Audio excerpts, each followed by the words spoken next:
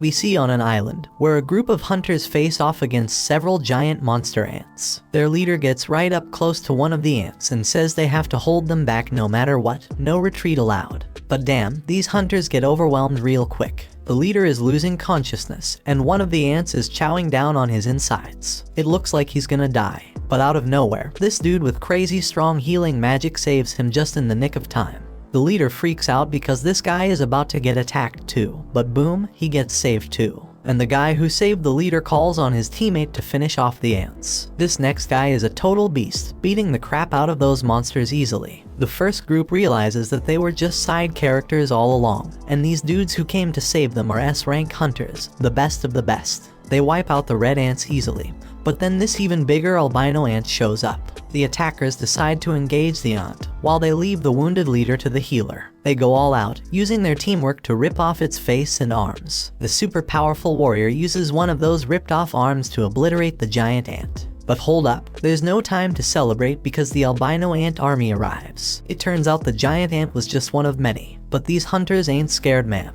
The mage guy powers up his lightning, and the brute dude goes into full-on Hulk mode, ripping his clothes apart with his massive muscles. You can see their crazy fight from the city, where this other guy named Choi is relieved they made it in time. Choi's got his hands full because the city's got a serious ant problem too. But he handles it like a boss and lights it up with some serious flames, leaving only the colorless ones. And he's got a team of exterminators to help him out. We then learn that over 10 years ago, portals that could connect to a different dimension suddenly appeared in the world. And guess what? All types of monsters come from the portal. Only folks with special powers, called hunters, can fight them off. The hunters are ranked based on their magical abilities, from S rank being the highest to E rank being the lowest. But here's the kicker, once their powers awaken, they can't get any stronger, no matter how hard they try. 3 years have gone by, and that construction site is now a dungeon raid spot. We see this dude grabbing some drink before he heads in, and one of his friends calls out to him. He's surprised to see him there since he heard that Park quit being a hunter. That was true, but then the economy smacked him in the face after his wife got pregnant a second time.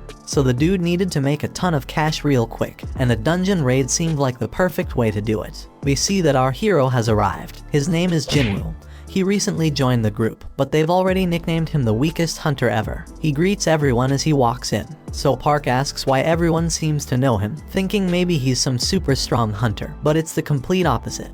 Jinwoo is known as the weakest hunter ever. He managed to get himself injured and ended up in the hospital in an E rank dungeon. They might as well create a new rank just for him, like an F rank, because he's that weak. But here's the thing, his reputation as the weakest works in his favor. If they call him in for a dungeon raid, it means it's probably gonna be a piece of cake. Jinwoo heard every word they said about him, but he couldn't deny it because it was true. He's just that damn weak. This woman named Juhi calls him out, and it turns out Jinwoo knows her from a previous mission they did together. But forget the greetings, she's more concerned about his latest injuries, and asks him what the hell happened this time. They sit down, and Jinwoo explains the embarrassing fact that he got injured in the lowest ranking dungeon. And get this, the team didn't even have a healer with them, because they didn't think any hunter would be dumb enough to injure themselves there. But they didn't take into account Jinwoo Dumbass' existence. Juhi gets pissed on his behalf, but Jinwoo already knows it ain't their fault. It's his damn fault for being so weak in the first place. It's time to enter the dungeon, and they're all about to head in. So this dude named Song Cheol suggests he be the party leader for this expedition. No one objects, so he leads the way. And before Jinwoo goes in, he gets a friendly reminder to stick close to the group, so he doesn't get hurt again. Jinwoo's only weapon is a crappy little knife with barely any magic power because that's all he can afford with his measly earnings. But he swears he'll give it his all anyway. In another place, there's this president of the Hunters Association named Juhi. He just finished a meeting with the government. They warned him about something called dungeon break that they needed to avoid. However, these same people demanded that they get the goods obtained from the dungeon. The members of the association make their living by selling the stuff they find in the dungeon, so Juhi doesn't have a problem with that request. The crystals they get from defeating magical creatures are called magic gems, and they sell them for money. Now let's go back to Jinwoo. Somehow, he managed to get his hands on a magic gem. Of course, he's thrilled about finally getting one, but he quickly has to defend himself against a goblin. When Jinwoo attacks the goblin, Jinwoo's blade shatters to pieces. The goblin stabs our hero, and instead of fighting back, Jinwoo just stands there screaming. Luckily, the big guy from earlier rushes past the useless girl and saves Jinwoo. While she heals him, Jinwoo can only watch as the rest of the team does all the work. We then find out that magic gems obtained from high-ranking magical creatures can be used to make more powerful weapons to defeat even stronger creatures. Mana crystals from the dungeon can also be used as weapons, but they're not nearly as effective as the magic gems. The government wants to use these items as a new kind of energy source. It's safer, more efficient, and causes less pollution compared to other types of power. It's like the perfect green energy, and the government is desperately researching how to generate electricity from these gems and crystals. Since these items can only come from the dungeon, hunters become incredibly valuable. Meanwhile, back in the dungeon, the team celebrates their victory after defeating the dungeon boss. Jinwoo must be the weakest person ever because he took a beating and Jinwoo is still healing him. She wonders why he even became a hunter if he's always getting injured, and thinks he's gonna meet his end one day.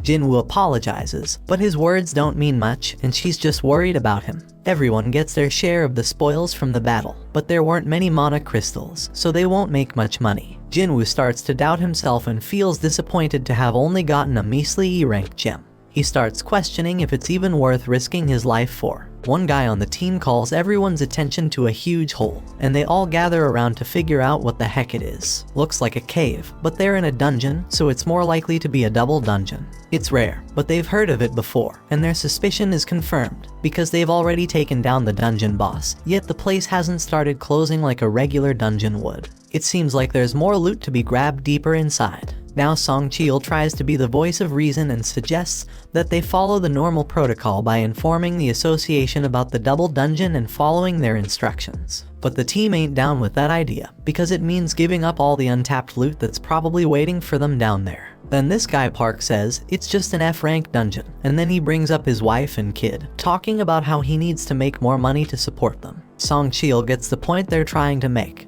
but he wants to hear everyone's opinions before making a decision. Each team member chimes in with a mix of approval for venturing deeper and the realization that this is a clear death trap. In reality, 6 voices are answering to go to the cave, while 6 voices want to turn back. That means someone needs to break that tie, and the only one left who hasn't voted is Jinwoo. The decision is left up to him, and he knows damn well that a D-rank dungeon is insanely dangerous for him.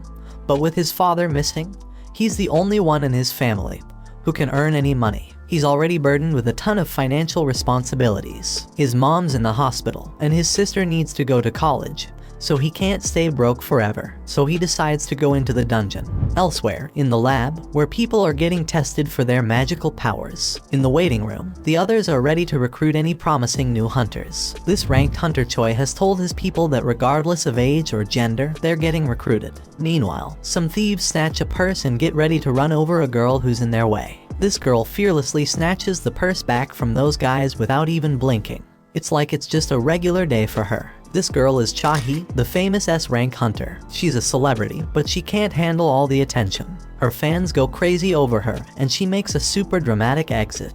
Back in the dungeon, the party has been walking for 40 minutes now, and they haven't found anything valuable yet. And the portal to a dungeon closes after an hour, so they only have another 20 minutes before they're out of time completely. Jinwoo says sorry to Joo-hee for making her come along because of his vote, but she's more pissed about how he doesn't worry more about his own life. If he had been stabbed just a bit higher, he'd be dead. And on top of that, she had a hard time healing his hands and feet. She keeps scolding him, and he realizes that it's only because of the B-rank healer that he can survive. Jinwoo feels sorry, so she suggests that buying her a meal would be a good apology. Our boy is taken aback by her forwardness, but before they can continue their discussion, the team discovers the boss's room. It's unusual to find such massive doors, so something feels off. Kim refuses to leave empty-handed and is determined to enter, with the others joining him.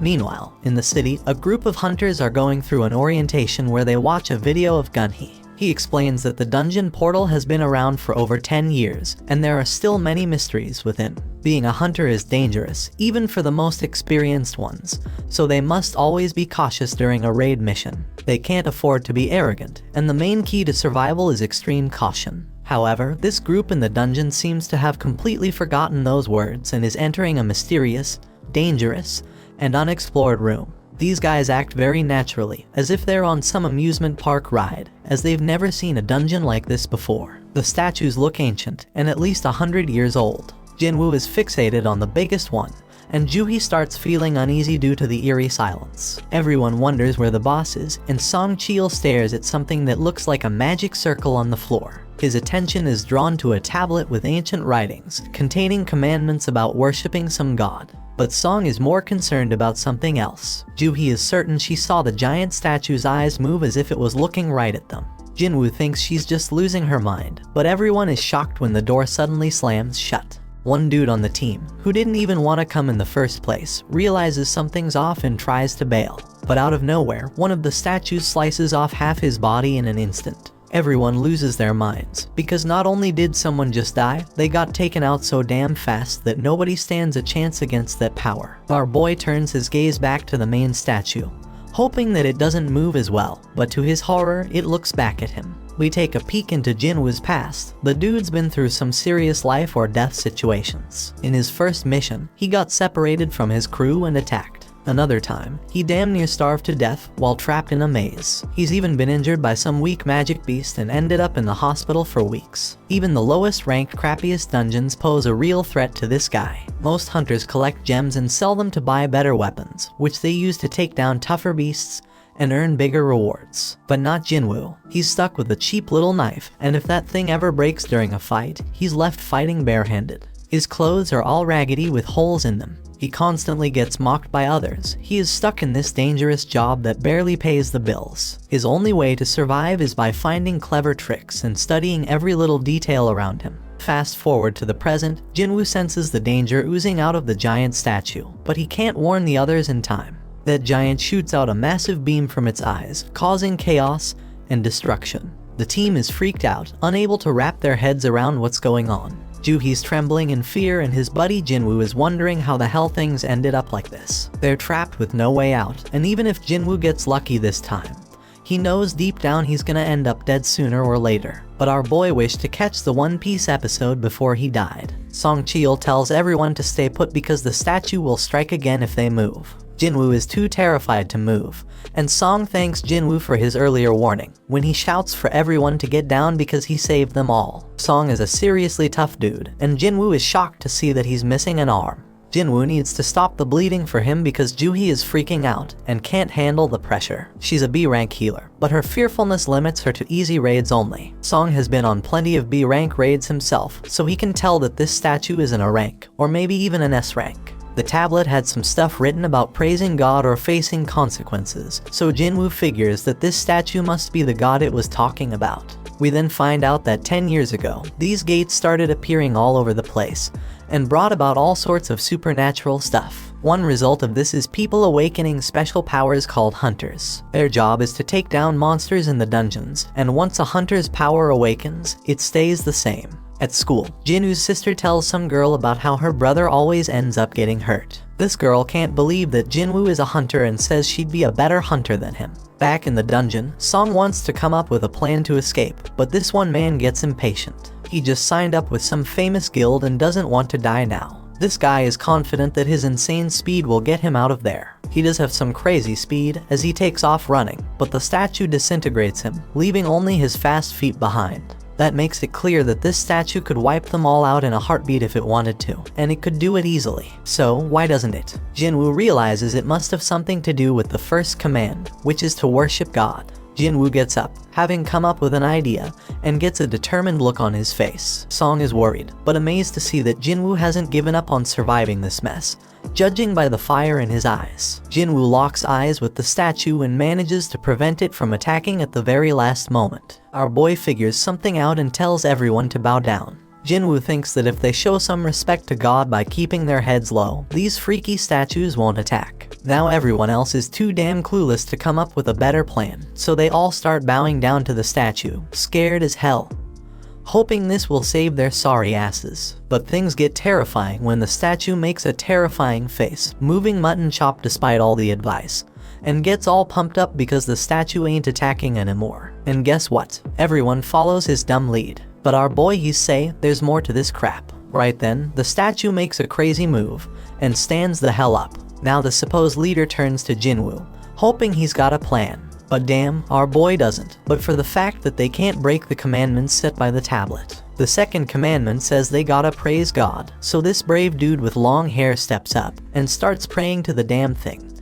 Everyone thinks it's working as the monster slows down, but Jinwoo knows better and reveals that the dude's words don't apply to this god. But boom, the statue stomps the poor guy, and everyone loses their minds. It's straight up chaos. Some random girl gets crushed, and everyone decides it's best to scatter. Park's thinking about his family, and how he can't leave them fatherless, but he makes the wrong move and gets sliced up by another statue. Meanwhile, Jinwoo's hauling ass with Juhi, racking his brain for a way to praise this messed up god. I mean, this monster's practically the devil, so how the hell do you come up with something to praise about it? But our hero knows he can't just ditch Juhi because everyone around them is dropping like flies. Jinwoo's freaking out, searching for any damn clue. He's checking out everything these statues are holding. Then he gets an idea and tells everyone to head to the statues that are holding instruments. So everyone follows his lead, and it becomes clear that these statues don't attack. Instead, they start playing their damn instruments. But when our boy gets to his statue, it's not playing any music, so he figures it doesn't work with two people.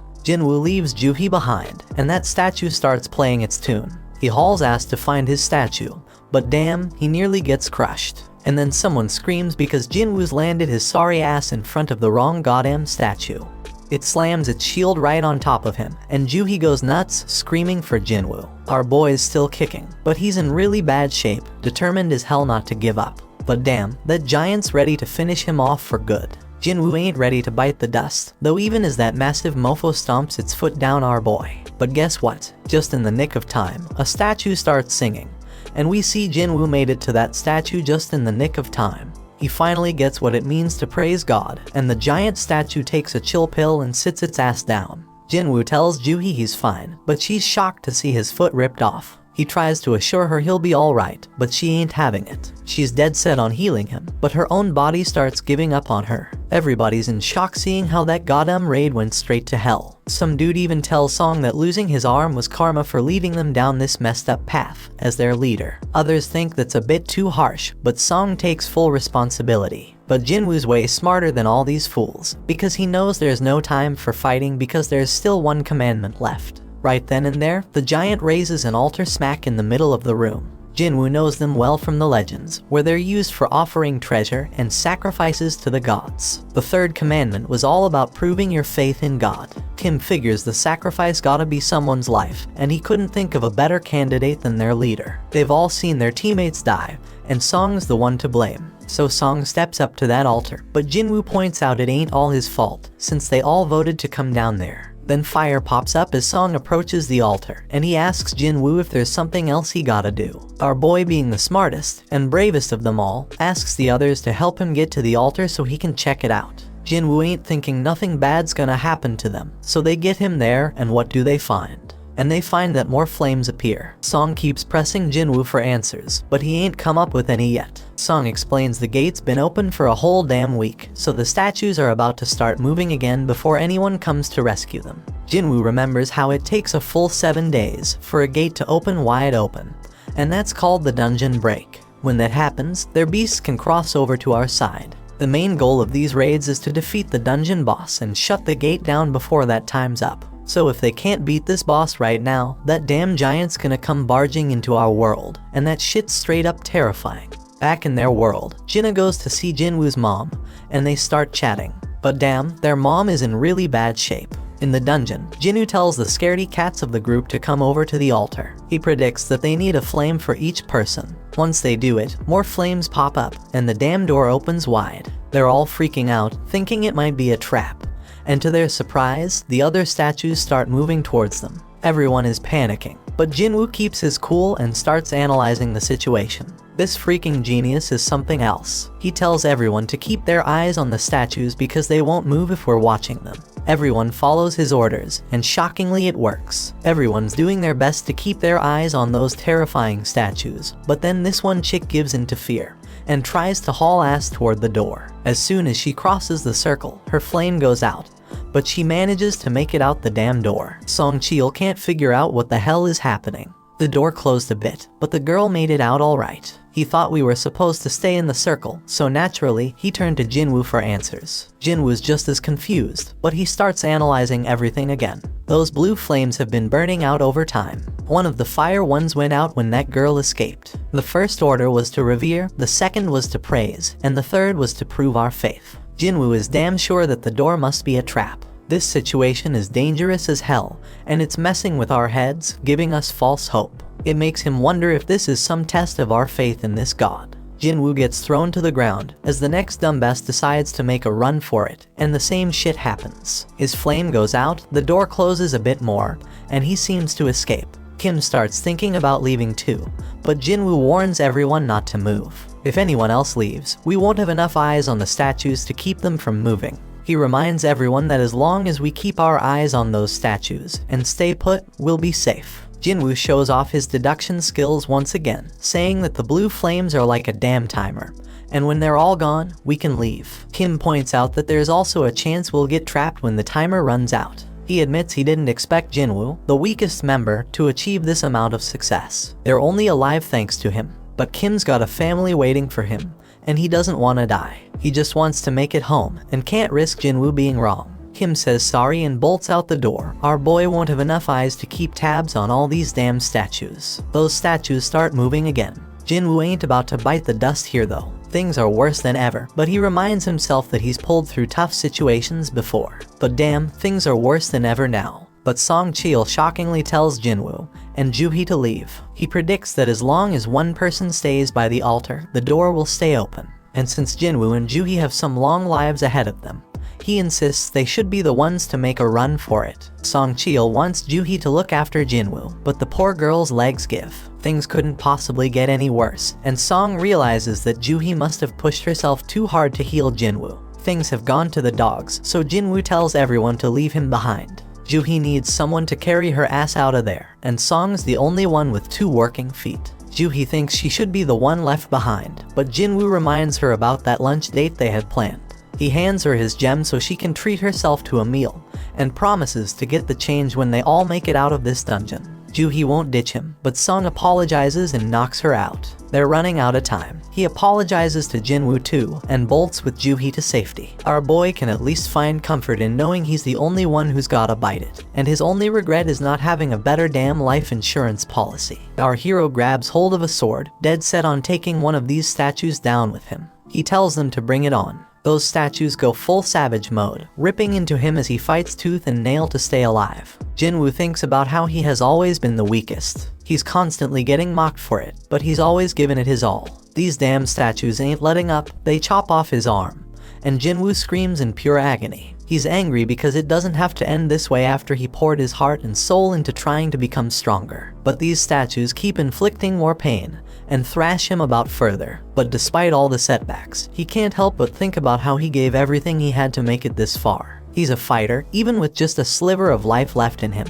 He's got this burning desire to let out a scream of pure anger, but he can't even do that as he is stabbed through the chest. Jinwoo's on the brink of death, but you can feel the rage coursing through his veins. He starts reflecting on how the first few people who ran away were just weaklings. They claimed they couldn't handle it anymore, but deep down, they were just selfish. Those fools were only looking out for themselves, and it's always the most selfish jerks who end up benefiting the most. That thought fuels Jinwoo's rage even further. He's got a family too. All he wants is to make it back home alive, just like those lucky ones before him. The pain is unbearable, and he starts wondering if it's a good thing that he's the only one who has to die. In his battered state, Jinwoo's mind starts wandering, and he realizes what a hypocrite he's been. He's struggling to catch his breath, desperately clinging to life. He doesn't want to die, but the final attack comes crashing down on him, and our boy wishes he could have one more shot. And just when it seems like it's all over, the final blue flame goes out, and this mysterious notification pops up out of nowhere. It turns out he's completed some secret quest called Courage of the Weak. It's offering him the opportunity to become a player. The catch is if he doesn't accept, the player's heart will stop in a fraction of a second, so no choice, and he hits that yes damn button. Right at that moment, Jinwoo wakes up in the damn hospital, and he's straight up shocked to find out that he's still got his damn arm. He remembers getting dismembered and all, but here he is, with his leg intact too. No sign of getting stabbed in the chest either, so he starts thinking, was that all just a crazy dream? And just when he's pondering this, some dude named Woo rolls up and introduces himself as the manager of the Hunter Association surveillance team. And that purple-haired dude, yeah, his name's Kang, but they ain't saying why they are there. They do reveal that Jinwoo was unconscious for 3 straight days. And get this, Joohee and Song ain't dead either. Song lost his arm though, so he might have to peace out as a hunter. Joohee's all sorts of messed up mentally, so she's getting psychiatric care. But it doesn't look too good, bro, so she's probably not gonna continue as a hunter. Only 6 peeps made it out alive from that crazy double dungeon they stumbled upon. Being a hunter is always a risky business, but what went down that day was a real tragedy. And here's the real mind-boggler, when another guild showed up later after being alerted by the survivors, and they found just Jinwoo. No signs of the temple or their statues. The survivors all told the same wild-ass story, which is hella hard to believe. Everyone's stories match up perfectly, so nobody's suspecting them. It's a crazy situation. And now, Woo's got this theory. He looks at Jinwoo and asks if he has a second awakening. Woo explains that a hunter's power is determined when they awaken it, and it doesn't change after that. But on some crazy rare occasions, a hunter can go through a second awakening. This mind-blowing event can push them past their previous limits, even to the ORS rank. Jinwoo gets all pumped up, thinking about this, and Woo brings out this meter thing to test Jinwoo's power. Woo figures that if they really went up against an instant-level magic beast as the survivors said, a low-level hunter wouldn't stand a chance. And since there ain't a single monster trace left behind, the most likely explanation is Jinwoo's second awakening. Jinwoo's hyped as hell to hear the results of his mana test. But damn, the results ain't looking good. Woo admits they messed up, and they leave. Turns out Jinwoo only scores a lousy 10 on the test. Even E-rankers usually get at least 70. A score of 10 puts Jinwoo in civilian territory. And to top it off, the dungeon just vanished, so they can't even investigate how Jinwoo pulled off survival. Jinwoo's bummed out by the whole damn thing, but he can't help but wonder why those guys didn't ask about the freaking thing floating in the air. He's freaking out, wondering if he's the only one who can see this, and then he realizes it's like a touch screen or something. Jinwoo remembers getting a message about becoming a player, but his sister interrupts his thoughts. She's all worried about him, so he apologizes and asks if she can see the panel. She can't see it, so he asks if she knows how opening messages in games usually work. Jinna thinks he's gone nuts, but our boy reminds her she used to be a gamer. She gives him the obvious answer, saying he just needs to check his inbox. Right then, a notification pops up saying Jinwoo has a daily quest, which is all about strength training. After Jinna leaves, our hero opens up a ton of these panels. They explain that the system is there to help the player get better, and if he doesn't follow it, there's gonna be consequences. They've also sent him some rewards, but Jinwoo has no clue what any of it means. Jinwoo accepts his daily quest, which sets out a bunch of goals like push-ups, sit-ups, squats, and running. But if he fails to complete the quest, he's gonna get penalized. Jinwoo starts wondering if this whole thing's a joke since he's stuck in the hospital and ain't got no energy for any of that crap. Outside, Woo tells the chairman that Jinwoo didn't have a second awakening. The whole incident's still a mystery, so they gonna mark it as a special case and look into it more. Meanwhile, Mr. Choi tells Cha-hee that she gonna be part of a B-rank raid as an instructor. This raid's gonna test and train the recruits, and he can't think of a better instructor than her. Cha-hee doubts her teaching skills, but Mr. Choi tells her to just fight like she always does, and everyone gonna learn from watching her. He goes on to explain that the Hunter Guild is one of the top 5 guilds in the country, but they ain't nothing special on the international stage. Hunters can't level up on their own, but they can improve their collective combat skills. Somewhere else, another gate opens up, and the observers are all like, damn, when are the hunters gonna show up?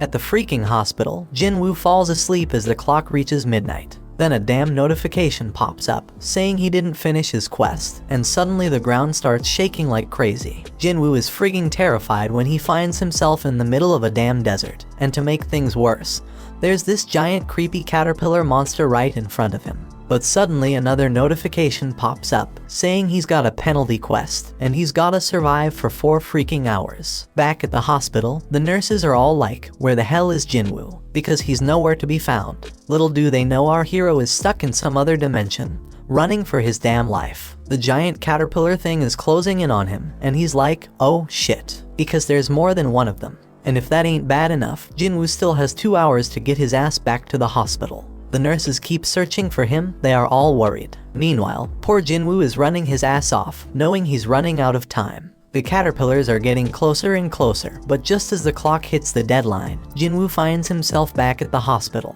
The notification confirms that he completed the penalty quest, but Jinwoo is so drained that he ends up puking and passing out. He gets another reward, but he's out cold and has no idea. Later on, Jinwoo tells his sister that he's healing up nicely and might be able to go home soon. So he gets dressed in his fancy tracksuit and heads outside. Over in another place, Juhi gets a request to join a raid, because some D-rank gate has shown up. The other guilds are busy, and Juhi can't bring herself to agree to go. On the other hand, Juhi gets some good news that Jinwoo has woken up from his coma. Juhi is all nervous and shit as she goes to visit him, but the nurses are like, he's running again, just like every day since he woke up. Outside, Jinwoo is thinking about how it's been 4 days since he woke up, and he's learned a few things. First off, those pop-up windows he's been seeing are for real, not some crazy hallucinations. And when he completes his daily quest, he gets 3 types of rewards. One is full recovery, which he uses now to shake off all that exhaustion from running. Then there are ability points, which he can use to boost his skills. Currently, our boy can totally feel the difference. He's got some serious power now. So this dude Jinwoo, he's got mad skills with inventory screens. Jinwoo takes a moment to think about how dang strange his life has just become and points out how it's like a freaking video game. But while he was messing with his screens, everyone around was just gawking at him. Anyway, this dude completes his daily quest and gets a random loot box as a reward. And guess what? Today's loot is a mysterious key. Usually, he just gets useless junk like pens and bandages, so this key is a total surprise. Then he gets a notification saying the key is for teleporting to some instant dungeon, with a location and all. Now Jinwoo doesn't know what the heck an instance dungeon is, but based on everything that's been going down, he figures it's some kind of event to help him get stronger. In this world, these things called gates open up all the time, and they even get a news report to keep track of them. Jinwoo goes to see his mom and remembers when he found her passed out. Turns out she's got this messed up sleep disease called final rest, and it showed up when the gates appeared. Some people say it's because of the constant exposure to mana. Modern medicine can't do much except keep them on life support. Jinwoo busted his ass to make enough money to become a hunter so he could pay for his mom's treatment. He told Jinna that he'd soon be able to afford their mom's treatment, but she was scared shitless about how dangerous being a hunter is. Jinwoo tries to reassure her that things will be okay from now on and tells her to trust him. But damn, it's clear that he's useless in a fight, and he ain't getting nothing from the rewards because of it. But things are different now. Jinwoo's putting in work to train his body, pumping all his ability points into strength. He even shows off an apple that he's crushing to show his progress. This dude's dead set on getting stronger and ain't taking no shit. So he heads to the location from the key notification, fully prepared for whatever's coming. And if shit gets too real like it did in that raid, he'll just haul ass and run away. When Jinwoo pulls out his key, bam, a freaking keyhole appears out of nowhere. Jinwoo uses the key to unlock it, and boom, a mysterious gate shows up. So he walks through it, and guess what? A notification pops up saying he's in an instance dungeon. The exit's sealed off, but regular folks don't even notice it. Turns out this place is like a whole other dimension, and these instance dungeons ain't like your regular dungeons. He thinks it's kinda like a red gate, but he ain't got much info on those since he's never been in one. Jinwoo realizes he can't just run like he planned, and then another notification pops up. It says the only way out of this joint is by beating the boss or using a teleportation stone. Jinwoo's couldn't even take down an E-rank beast before, and now I gotta clear a whole instance dungeon all by myself. He wonders if he's really up for it, but he figures he ain't got no choice, so he starts making his way through. But damn, Jinwoo's confidence starts to fade real quickly. And it ain't without reason, because a bunch of goblins show up right in front of him. Jinwoo gets a flashback of when he got stabbed, and these goblins come at him. These little suckers are relentless, they're swinging and charging like crazy, but Jinwoo's doing a good job dodging and blocking them. But damn, he gets overwhelmed eventually. But you know what? Jinwoo gets pissed off and straight up stabs one of those goblins. He's feeling more confident after that, so he takes out the other two like it's nothing. Jinwoo can tell he's getting stronger, but out of nowhere, this beast shows up. It shatters his freaking dagger like it's made of glass. Jinwoo can sense this monster is way stronger than the goblins. As this creature stares him down, his legs freeze up. He's thinking, what the hell? Am I scared? Because he didn't think he was traumatized from the raid. But his legs keep trembling, and this monster starts its attack. Jinwoo barely dodges it, but it manages to scratch him. He ain't got no healer with him, so if he gets injured again, game over for him. This monster lets out a howl and charges straight at Jinwoo. Jinwoo is dodging like a ninja. He can't believe how damn light he feels. The monster tries to come at him again, but Jinwoo ain't taking that crap no more. He's done being a pushover and decides to throw a powerful punch. Damn, he can't believe how much stronger he feels after beefing up his strength. Sure, the monsters still got the upper hand, but Jinwoo ain't giving up without a fight for his damn life. His attacks ain't doing much though, so he's gotta focus on evading the monster's strikes. Now Jinwoo's at a loss for what to do next. He realizes he can't handle this alone, so he bolts because he ain't got no party or healer. All he's got in his bag is water and food, and he wishes he had a weapon with some magical mojo. But then, Jinwoo gets a freaking brilliant idea. He checks his inventory and pulls out a sword at the freaking last moment. And boom, he slices that monster in half with a sword. Jinwoo has no freaking clue how the sword ended up in there, but he remembers Kim saying he dropped 3 million on it. That's a weapon Jinwoo could never afford. But who the hell cares? It's an emergency, so he decides to make the most out of it. The pain from the fight is starting to fade, but then 2 more of these damn monsters show up. Jinwoo ain't scared anymore though, because he got his weapon. But damn, the sword gets stuck. He's panicking, desperately trying to yank it out while the monsters close in. Just in the nick of time, he manages to free it. Jinwoo kicks one of the wolves away, but damn, the other one's got some steel fangs. He kicks that sucker and tells it to find something else to chew on because he just got his sword. He takes down that monster, and now there's only one left. But Jinwoo's like, these things ain't nothing compared to the giant statue. Now all Jinwoo's gotta do is act tough, and the remaining wolf runs off like a scaredy cat. When he finally gets a break, Jinwoo realizes he's reached level 2, something that never happened with his daily quests. He figures it's because this was real combat, and he realizes all his stats go up by 1 when he levels up. So he gets 5 points from real combat, while daily quests only give him 3. Fighting is more efficient, no doubt about it. He ain't sure exactly how much 1 point makes a difference yet, but Jinwoo's certain that strength is the most important stat of them all. He's got it at 32 now, and he feels like he's walking on air. He thinks the higher his base abilities grow, the more points he'll gain. Our boy is more fired up than ever now that he's found a way to get stronger. So he goes to check the beast for essence stones, but damn, he gets items instead. Like in games, Jinwoo figures this dungeon, and the magic beasts inside are different from the ones in gates. And guess what? He's shocked to find out his system has a freaking shop, but his level is too low to buy anything. At least he can sell stuff though. The dude manages to get 20 gold from a tooth. Jinwoo ain't sure how much that's worth, but he remembers he's in an E-rank dungeon, so it probably ain't much. Now Jinwoo's thinking about what he's gotta do next. He can't bounce until he beats the boss, and he ain't got a clue where to find a teleportation stone. To make things worse, if he stays too long, he'll run out of food. He knows damn well he can't take down a boss right now, even if it's just E-rank, so he's wondering if he should level up first. Right then, Jinwoo's mind gets blown when a whole pack of wolves shows up. Jinwoo tells himself not to be scared because he already knows what dying feels like. This time, he charges straight at them wolves and starts slicing them up like a meat. Jinwoo promises he ain't going down easy, but he knows them wolves ain't gonna give up either. This dude's getting a little crazy because he wants the fight to last and be intense. He just wants to get stronger, so he's gonna follow all them ridiculous rules from the system. Jinwoo chops through all the monsters and notifications pop up everywhere like crazy. When he's done, he gets a final notification saying he's now the wolf assassin. Outside, some folks walk by a portal, and they wish the damn city would do something about it already. Inside the dungeon, Jinwoo's dead tired, and he realizes his sword's about to give out. Just then, he gets a notification explaining the perks of being a wolf assassin.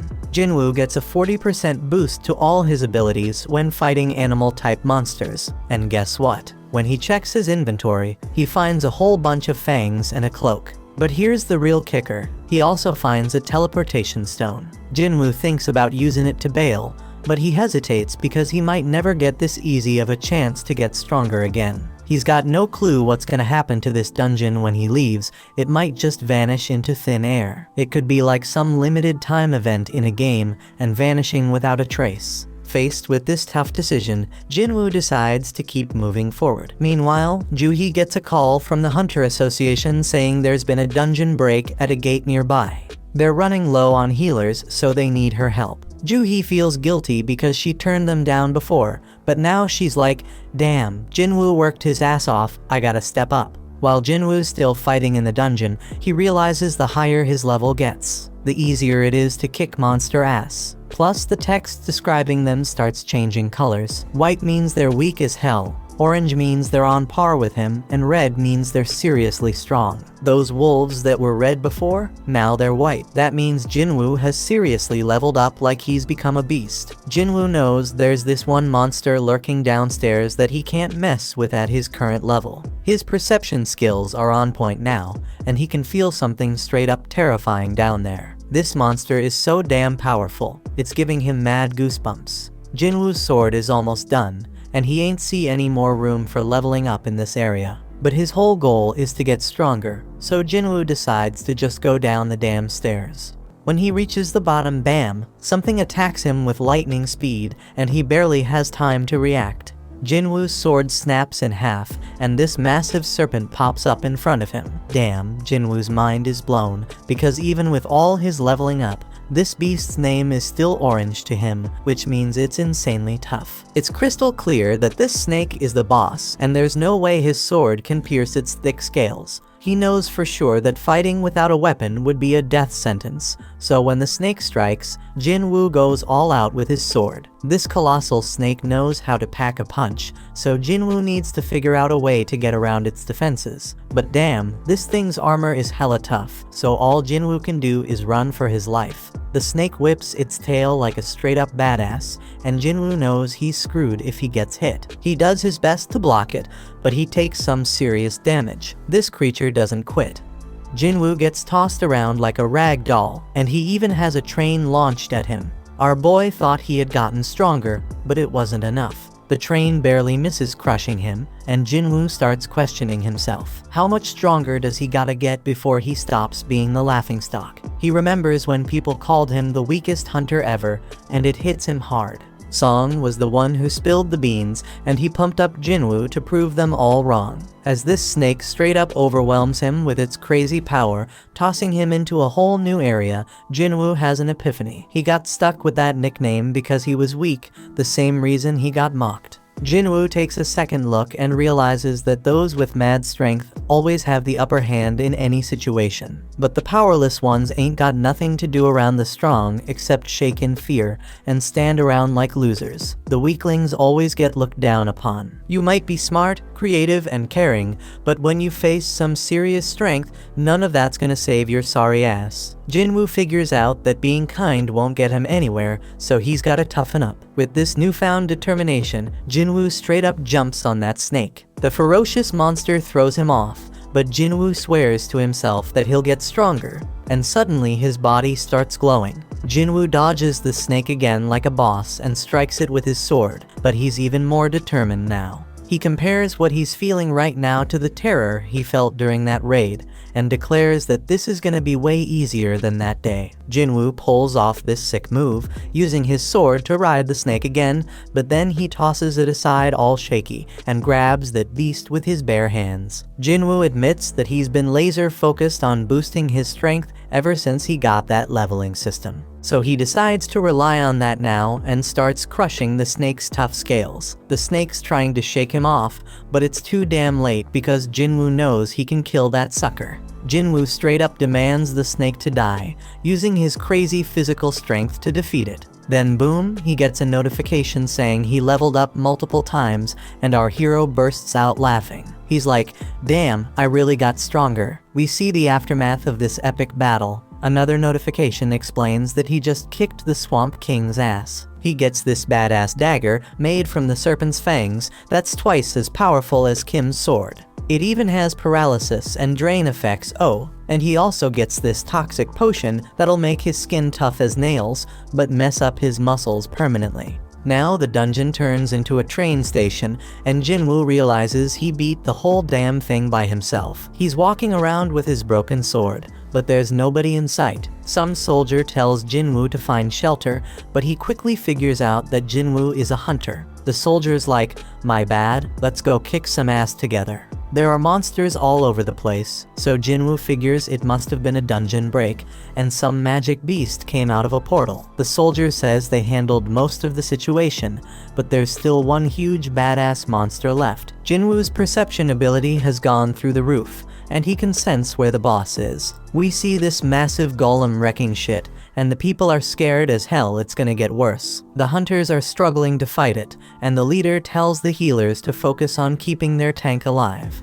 The healers are all like, "We're doing our damn job," and the tank wonders what the damage dealers are even doing. The damage dealers are giving it their all, but the golem's defense is insane. And to make matters worse, they don't have enough hunters who can use magic. Jinwoo expertly analyzes the situation and realizes that this group of hunters was put together in a hurry. No wonder they ain't working together. He uses his perception again and sees their ranks. 2 A ranks and 2 D ranks. One of those D ranks is a tank, which explains why they can't take down the golem. This battle's been going on for a hot minute, and then he checks out the healers and is shocked to see that Juhee is one of them. Juhee gets told by one of the hunters to pitch in and help. She reminds her that she's supposed to be a B rank healer, but then she snaps out of her fear and casts a spell. And the hunter's like, "Stay focused, girl." But poor Juhee can't shake off those creepy memories of the giant statue, so she loses her concentration again. Jinwoo notices she's still freaked out,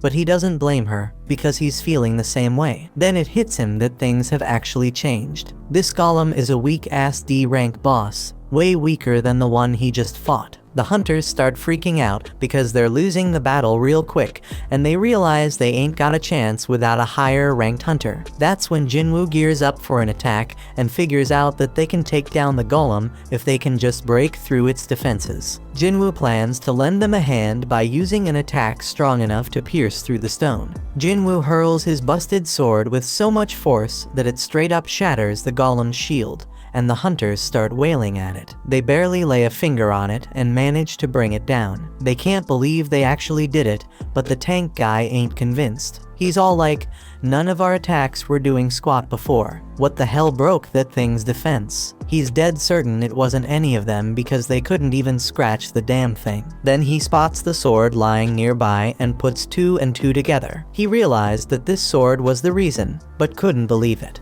I mean, this was a boss-level golem that even 10 hunters couldn't touch, and now it's taken down by some old beat-up sword. He asks if anyone saw who threw the sword. The soldier explains that it was the fisherman they brought with him. But here's the kicker: the hunter's gone missing, and the tank stares in utter disbelief. This person had some next-level power, and he couldn't help but wonder how high-ranked this mysterious hunter was. Jinwoo dipped out of the area to keep his power on the down low, and he's like, "I didn't think one attack would do that much damage." Our hero might not even realize the extent of his power, because he figures the monster must have been seriously messed up before he struck. The battle's done, and Juhee's wondering if it was Jinwoo who came through in the clutch.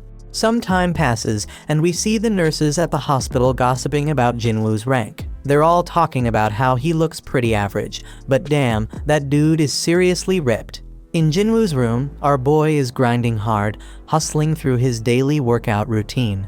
These thirsty nurses won't shut up about him. They can't even believe how fast he's transformed. One poor nurse straight up falls for Jinwoo when she catches him post-workout, and she can't stop staring at his ripped body. Today's the day Jinwoo bounces out of the hospital, so this desperate nurse asks for his digit. But Jinwoo ain't all there yet, still stuck on the fact that he thinks she just wants to send him test results after he's released. On the news, we catch up with Beak, that S-rank hunter who took down the giant ants. He's one of only 7 S-rank hunters in the country and gives us a glimpse into the life of a top hunter. He breaks it down, saying he's gotta train like a beast every day when he ain't raiding dungeons. Even the smallest mistake could lead to his buddies getting hurt, so he gotta stay sharp, no doubt. Gina notices that Jinwoo is now seriously ripped and has even grown taller. Jinwoo reminds his scatterbrained sister to grab an umbrella for school and sees her off. When he's alone, Jinwoo figures he can hit his run later and wonders if these fresh gains are because of his boosted stats. He figures if he keeps this pace up, he could become a massive bodybuilder. Jinwoo starts thinking about where to allocate the new stats he just got. Dude's sitting at level 18 now. He's now level 18. He knows that strength increases his damage, but he also knows it's pointless if he can't land a hit. Besides vitality, perception, and agility, he also got this intellect stat. He figures it's gotta be something to do with magic, but he ain't sure if he needs that. Jinwoo makes up his mind and dumps all his points into strength and perception.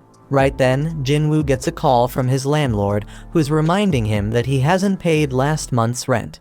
Lucky for our hero, he's gotten way stronger, and taking down goblins is a piece of cake now. That means making cash is easier, but there's one issue.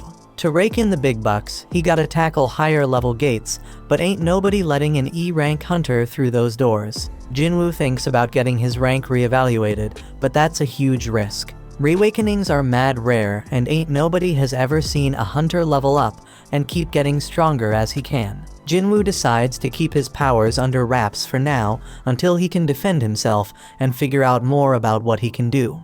Then out of the blue, Jinwoo is shocked by a job listing and bolts off. The dude's hustling with his daily training to score some reward, and he links up with this hunter named Hung. Hung apologizes to Jinwoo because his crew thinks he's the weakest hunter ever, but Jinwoo plays it cool and lies, saying they ain't wrong. Hung explains they're heading into a C-rank dungeon, but they need at least 8 people to enter.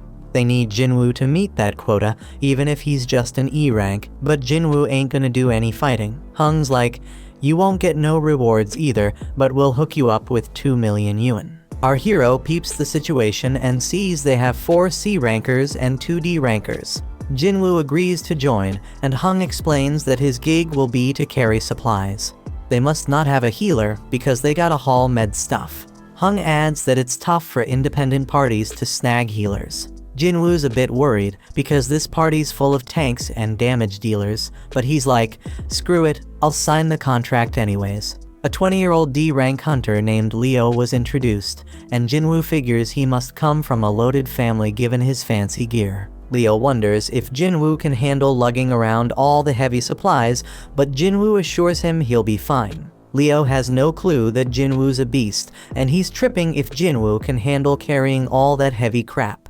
Leo starts spouting off about the president overseeing the construction site they're at, blabbering on about how the guy skipped town after swindling 900 billion yuan, leaving everyone astonished. They all roll up to this freaking massive gate and start thinking if it's really just some C-rank dungeon. Leo questions if they'll be alright, so Jinwoo explains that the size of the gate ain't that important. What really matters is the magic power flowing from inside. And that's what the Hunter Association uses to assign ranks. Anything above a B rank, the big guilds take care of, so this C rank joint shouldn't be too much of a challenge. Jinwoo knows all this because he's been a hunter for a while, but he realizes he ain't never actually tackled a C rank dungeon before. They step through the gate and use the light to check things out, but damn, they're shocked to find there ain't no magical creatures in there.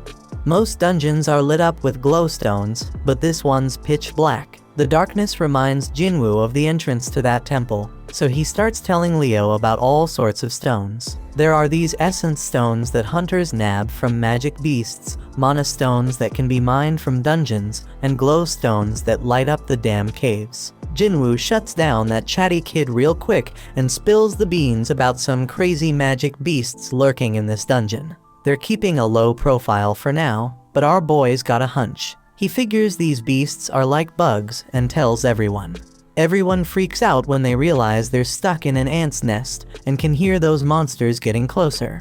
Jinwoo says the beasts are above them, so the crew starts going all out, attacking like mad. Hung steps up and uses his taunt skill to draw most of the aggro, and Jinwoo is amazed by their badass leader, who's a C rank. Leo wants to join the fight, but their mage holds him back, saying he's got a trick up his sleeve. After a suspenseful countdown, the mage unleashes a wicked blast. Jinwoo analyzes the situation again, and he can see these hunters have some solid teamwork going on. As for Leo, his gear compensates for his lack of skills. They're all holding their own, but Jinwoo's got this nagging feeling that something's off. He quietly destroys one of the ants, and the fight ends shortly after. Hung declares their victory, and everyone grabs their share of the loot, except Jinwoo. Hung gives props to Jinwoo for saving them a ton of trouble by spotting those ants. Jinwoo's like, no, just followed my instincts. But then Hung noticed that some of the ants were messed up, and it wasn't from swords or magic. He thinks maybe some other magic beast got to them, but that would mean there's something even stronger lurking around here. Several ants were torn to shreds, so Hung wondered what could be big enough to take them down. Leo spills the beans about how his pops hooked him up with a bunch of sick gear for his first raid, and Jinwoo's stoked to hear that. He ain't sure why yet, but he tells Leo they gotta be extra careful. Over in another spot, a dude working out gets startled by a loud noise of destruction. But don't trip, someone tells him to chill because it's just their guild master training, and turns out it's Beak. This dude is a beast, and the kid's jaw drops when he sees Beak smash through a massive stone with just one hit. Beak doesn't even flinch, and says it wasn't even a good warm-up. Back in the dungeon, Leo's still worried about Jinwoo carrying everything. But Jinwoo's like, no man, getting paid to not fight? That's a sweet deal. But deep down, our boy's thinking might be too good to be true. He does some more thinking and realizes this crew is battle-tested, but ain't got no healer. Plus, they needed more members to meet the party quota. The group gets worried because they've covered a ton of ground in the dungeon, but haven't come across a single healthy critter. The dungeon boss gotta be alive though, because the gate would have closed if it wasn't. They stumble upon a bunch of webs and figure out that the boss's lair must be through that tunnel. They go through the tunnel and damn, they find a crazy load of mana crystals. Now these crystals ain't as valuable as essence stones, but we're talking at least 1 billion worth of crystals. One of the hunters even says that Hung's brother would be hella jealous of this find, but they shut him down real quick. Hung's got some hidden motive, they think, because his brother can't always be right. Hung ain't about to play second fiddle to his bro, so he's gonna use this massive haul as his own personal strike team training ground. Now Leo is the legal whiz, so he takes a look at Jinwoo's contract and spots something fishy. He tells Hung that the contract only says Jinwoo ain't getting a cut of the battle drops, but mana crystals ain't battle drops. That means they gotta split their findings 8 ways instead of 7. Hung all smiles and agrees, but he reminds them that the dungeon boss is nearby. They gotta defeat that boss to close the gate, so they gotta haul those mana crystals out before they take on the spider boss. Lucky for them though, the spider's snoozing. But Hung flips out on one of the hunters because they forgot to bring the transport gear. Hung tells Leo and Jinwoo to chillax while they go fetch the gear, and he assures them that the spider won't wake up unless something pisses it off. Hung points out that they're both newbies to C-rank dungeons and tells them to just trust his decision. He's got some business to discuss with his team, so they're gonna take a break too. As they leave, Jinwoo starts analyzing the situation again. He finds it weird that they ain't got any experienced folks to call in and help them meet their quota. From a good distance, we peep at how wicked Hung is. He straight up orders one of his crew to seal off the boss's chamber. The dude follows through, and Leo realizes they got backstabbed. This is exactly what Jinwoo was worried about. He remembers how Song warned him that there are some real crooks in their line of work. Raiding dungeons is no joke. Accidents happen all the time. And in that chaos, crimes can go unnoticed. Ain't no security cameras in these dungeons, so as long as there ain't no survivors, there won't be no evidence. Leo is pissed that these dudes are really willing to throw them under the bus for some mana crystals. He's starting to regret even bringing up the damn contract. But Jinwoo ain't falling for it. They were ready to off them at any moment if they stepped out of line. Now their main concern is the boss that just woke up, and Leo tells Jinwoo to fall back. Jinwoo spots an exit, but he quickly realizes that Hung already knows about it. The spider's wide awake now, and Jinwoo realizes this C-rank beast is on a whole another level. But hold up, our boy ain't about to back down. He takes charge, telling Leo to stay out of the way because he's gonna throw down with this thing. Jinwoo summons his weapon and declares he's gonna beat its ass. When Hung's crew bails out of that dungeon, the mage is all like, why didn't they just take out those 2 newbies themselves? But Hung explains they couldn't risk waking up the spider, because they needed snoozing to grab those sweet mana crystals. He ain't worried though, because some dude with 0 experience, and the weakest hunter ever ain't got no chance against that spider. The plan is to wait for the spider to chow down on them and pass out again. They can't go in guns blazing, because it would wake the spider up, but Hung knows about this little path above the cave. Worst case scenario, the spider doesn't pass out after munching on the newbies. If their crew can't nab them mana crystals, their group will at least swipe Leo's gear, which is worth a fortune. Hung and the mage both agree they can't take on the spider themselves, and Hung makes it clear the spider shouldn't be slept on. That boss is straight up deadly, and it's just a matter of time before those newbies get smoked. Inside the dungeon, Leo tries to talk Jinwoo out of fighting the boss, because only a B-rank hunter could take down a C-rank dungeon boss solo. Even an elite level C rank wouldn't stand a chance, so Leo thinks they should bounce and find a way out. Jinwoo recognizes that Leo's right. Even though he's had a second awakening and leveled up, he still sees himself as weak. The Golem and Venom bosses were both D ranks, so this spider is on a whole another level. Jinwoo can't explain it, but he ain't feeling any pressure right now. He realizes he must have gotten strong enough to not fear C-rank bosses anymore. He's at level 18 and straight up claims he's got a shot at taking it down. Once he starts attacking that spider, he's like, well, the real hunt begins now. Over in another spot, this big shot named Gotu, the president of the Hunters Association, is exhausted from being stuck in a bunch of boring meetings. His driver offers to spar with him to cheer him up, and Gotu can't say no when a young buck looks up to him. Back in that dungeon, Jinwoo realizes the spider's skin is hella tough. Its attacks pack a crazy punch, and if Jinwoo gets tagged even once, he's a goner for sure. Leo closely watches Jinwoo's movements and instantly figures out that this ain't how no E-rank hunter moves. He's wondering who the hell Jinwoo really is, and starts questioning if he's some fake-ass ranker. Only a handful of hunters can control their magic power enough to purposely get a lower rank. Them folks are called false rankers, and usually they're psychos who get a kick out of killing. Leo's starting to regret going into that dungeon, and Jinwoo realizes he can't even put a dent in that spider's tough hide. Jinwoo's fatigue is skyrocketing, and the dude needs to wrap this fight up real quick. His dagger's got some sick paralysis and drain powers, so he figures that's gonna be his ticket to victory. Jinwoo's gotta target the spider's weak spot with those moves, but damn, he's hella surprised when the spider busts out an acid attack. Jinwoo's gotta close the gap, so he decides to use a cool new skill called Dash.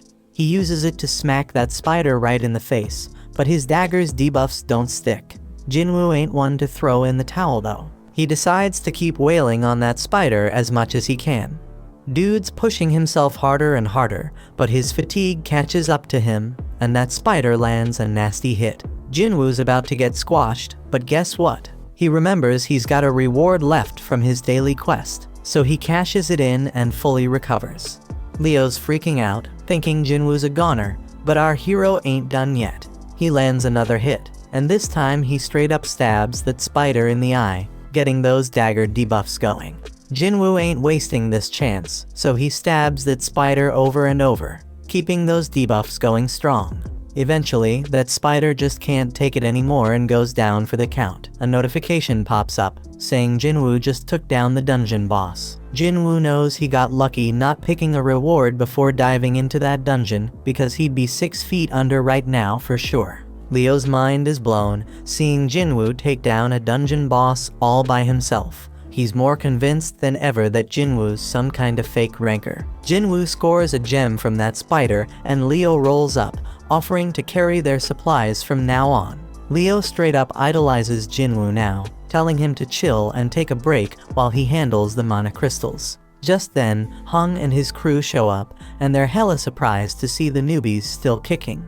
In a training room, Gotu straight flexes on Woo, showing off his mad skills by totally overpowering him like it's no biggie.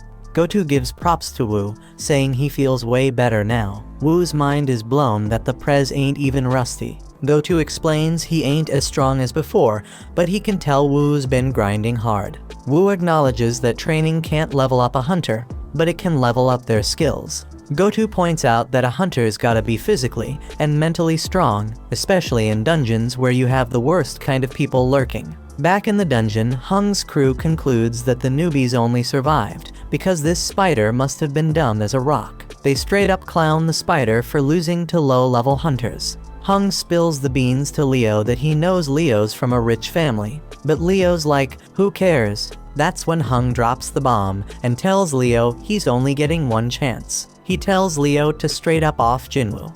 Hung's like, usually we kill the people we recruit for our party so we can keep all the loot ourselves. But hey, if Leo agrees to join us, we won't off him.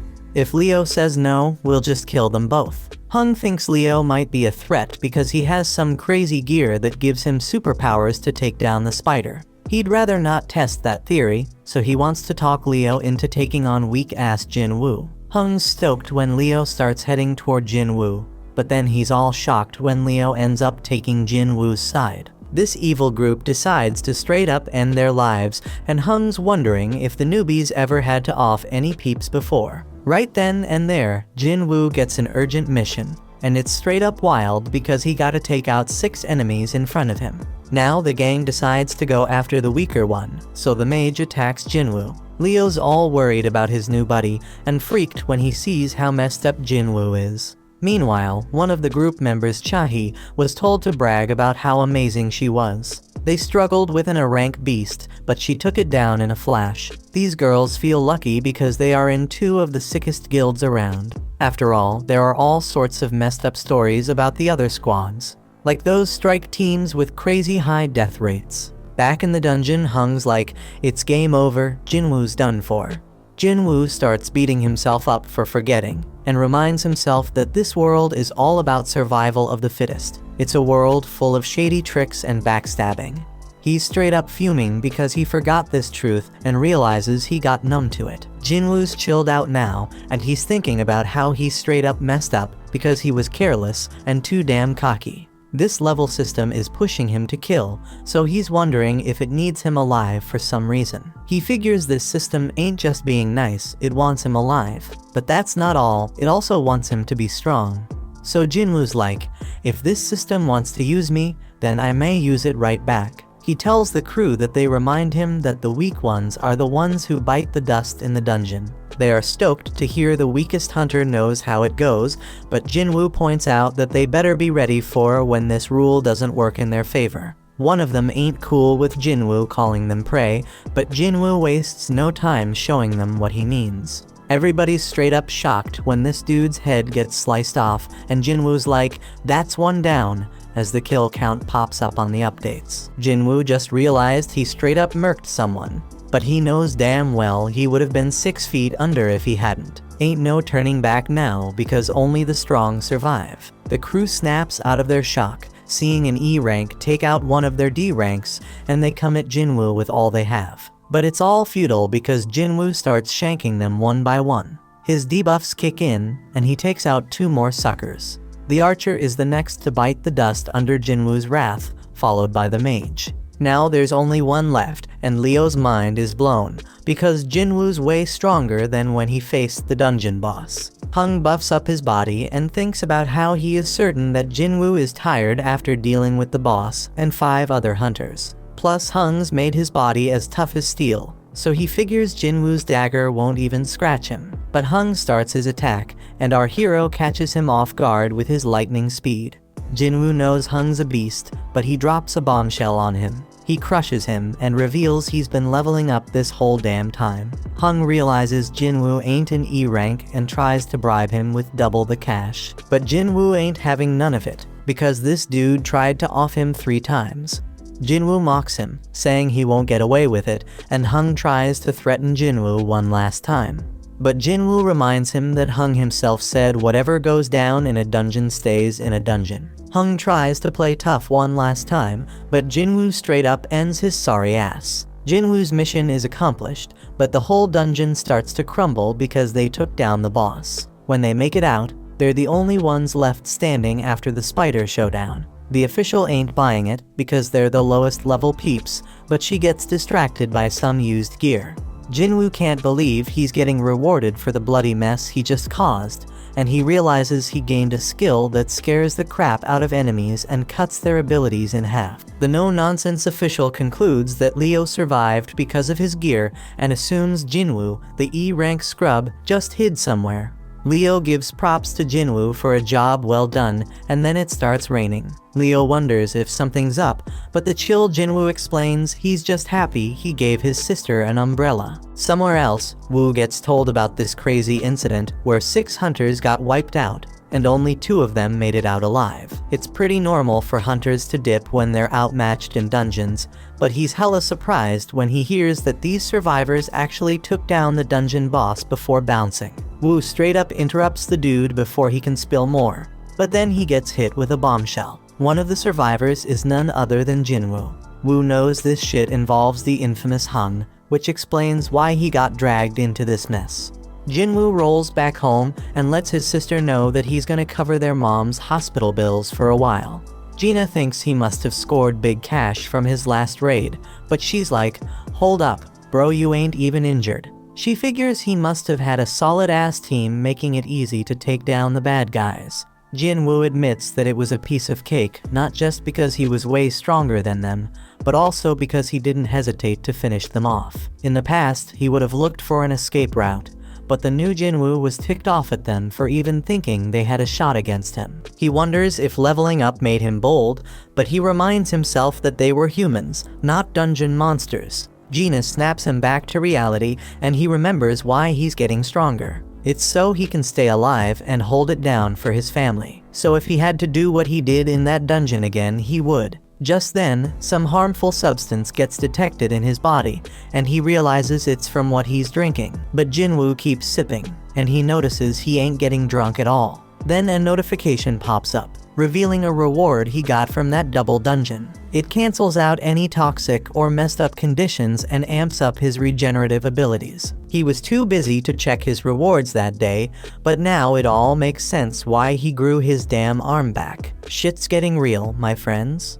Later on, Jinwoo links up with Leo, who's all grateful for Jinwoo saving his ass. But Jinwoo's like, no kid, you don't owe me shit. Leo hasn't spilled the beans about what really went down in that dungeon, so Jinwoo ain't expecting any payback. But then Leo drops a bomb. He's putting together a strike team, but Jinwoo shuts him down before he can even ask him to join. Leo's begging Jinwoo to give him a chance, saying he just needs him for 19 raids. He spills that he wants to become a guild master, and to do that, he needs at least 20 raids under his belt. Leo's old man wants to start a guild for his construction company, and Leo's down to help however he can. Dungeons are mad dangerous, but the loot they hold makes it all worth the risk. It ain't just about mana crystals and essence stones, everything in a dungeon's got value. Jinwoo gets it. Having hunters raid dungeons for a company is a solid business move. Leo's dad wants an S-rank hunter as the guild master, but Jinwoo's hella surprised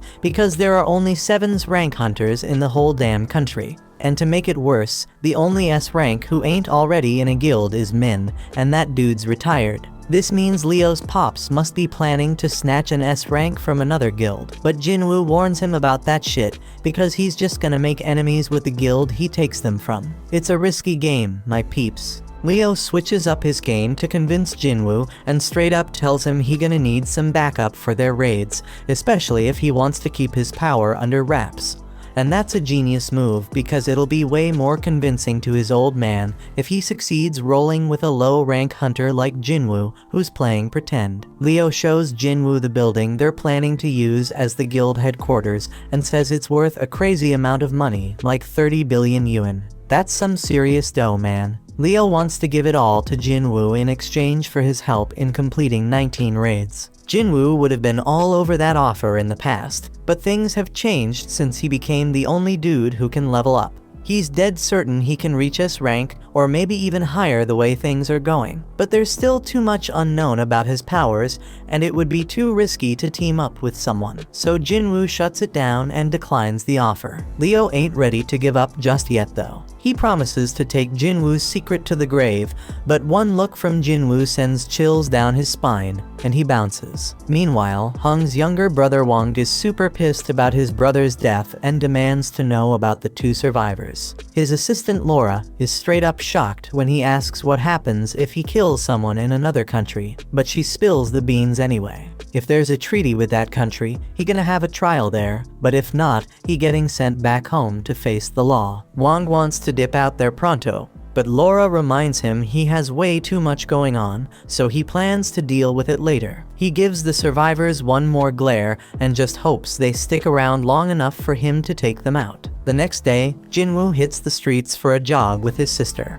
Jinwoo asks her what she'd do if she had a crazy 30 billion yuan, but she can't even imagine what to do with that kind of cash because it's too damn unrealistic. When Jinwoo's flying solo, he notices his system counter keeps ticking even after he hits his goal. Gina catches up to him, but he already made up his mind to test how far that counter goes, so he takes off running again. He figures out it stops at double the goal, and after trying out all the tasks, the daily quest goes undercover. The reward for this gig comes with some straight up random loot boxes, but there's a catch: one's blessed and the other's cursed. Jinwoo ain't playing around, so he decides to roll with the blessed one for the day, and boom, he hits the jackpot. Homeboy scores another key, and it ain't just any key, it's the key to the Demon King's castle, and it is an S-level acquisition.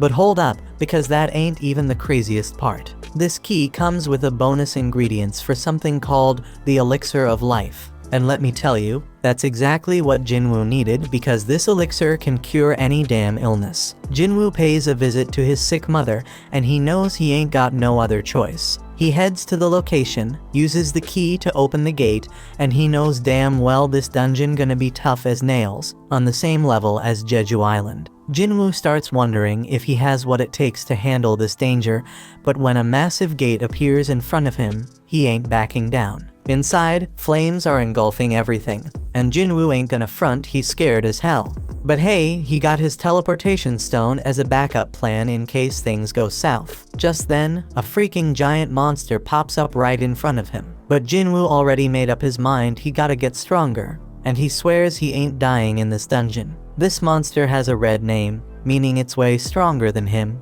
but Jinwoo has the advantage of being a wolf assassin. Our boy uses dash to close the distance real quick and starts wailing at the beast. But man, he barely does any damage, even with the bonus effects. Jinwoo tries to activate his murderous intense skill, but the debuff gets cancelled out. Our boy tries to hit the monster with his other debuffs using his dagger, but they get cancelled out too. This monster is straight up brutal as it tears into Jinwoo, and he's screaming in pain. Damn, homeboy did lose his arm, and his health is dropping like crazy as the beast straight up crushes him. He already lost a third of his life, but it gets even worse, because this beast unleashes its 3-minute rage skill, boosting all its abilities by a freaking 100%. The monster's attacks are coming at Jinwoo too quick for him to dodge, so he ain't got no choice but to use his full recovery reward to grow his arm back. But just when he thinks he's making progress and hurting the beast, turns out he's dead wrong, and he just keeps taking a severe beatdown. Jinwoo's HP keeps dropping as he gets straight up stomped on, but he manages to buy himself a bit of time by kicking dirt at the beast. And damn, his system keeps warning him like crazy, making it crystal clear that it doesn't want him to kick the bucket. The more this keeps happening, the more Jinwoo realizes this ain't your average reawakening. Jinwoo knows he is way over his head now, so he decides to bust out the teleportation stone. But out of nowhere, Cerberus shows up and knocks that stone right out of his hand. Jinwoo's in deep trouble now, because he only got a few more hits before he's done for. The dude's brain is working overtime trying to think of a solution, and just when he's about to lose hope, he remembers he got a shop in his system. He quickly buys 3 healing potions, but here's the catch: they only heal 100 health points each. The poison he gonna face from fighting the snake pops right up in front of him, and he realizes he has no other choice but to give it a shot. Jinwoo chugs that poison like a boss, so the system picks it up as a harmful substance and detoxifies it. It's a complete success because Jinwoo's muscles stay intact, and now he takes 20% less physical damage. Cerberus ain't playing around, and it lands a straight devastating attack on Jinwoo. But Jinwoo ain't giving up just yet, man. Homeboy declares he can still move, and guess what? The 3-minute timer on the monster's rage skill is up. The effects wear off, and now the damage Jinwoo inflicted on its eye starts taking its toll on the beast. Jinwoo seizes the opportunity and starts landing multiple attacks, finally making a dent in that sucker.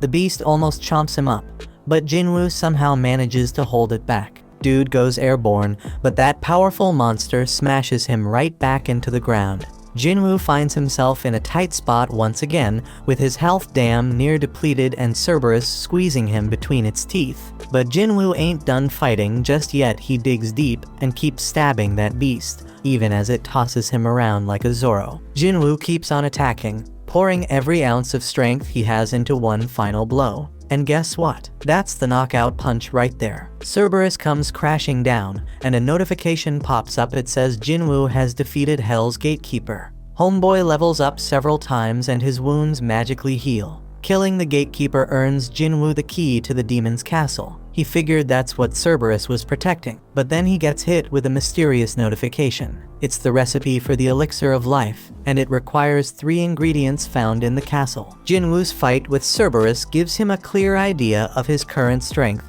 and he realizes something. If he were to venture into the demon's castle right now, he'd be 6 feet under for sure. Jinwoo concludes that he can't do it just yet, but he makes a promise he gonna come back real soon. After that, Jinwoo heads over to see his mom and wonders if he can really cure her eternal sleep disease.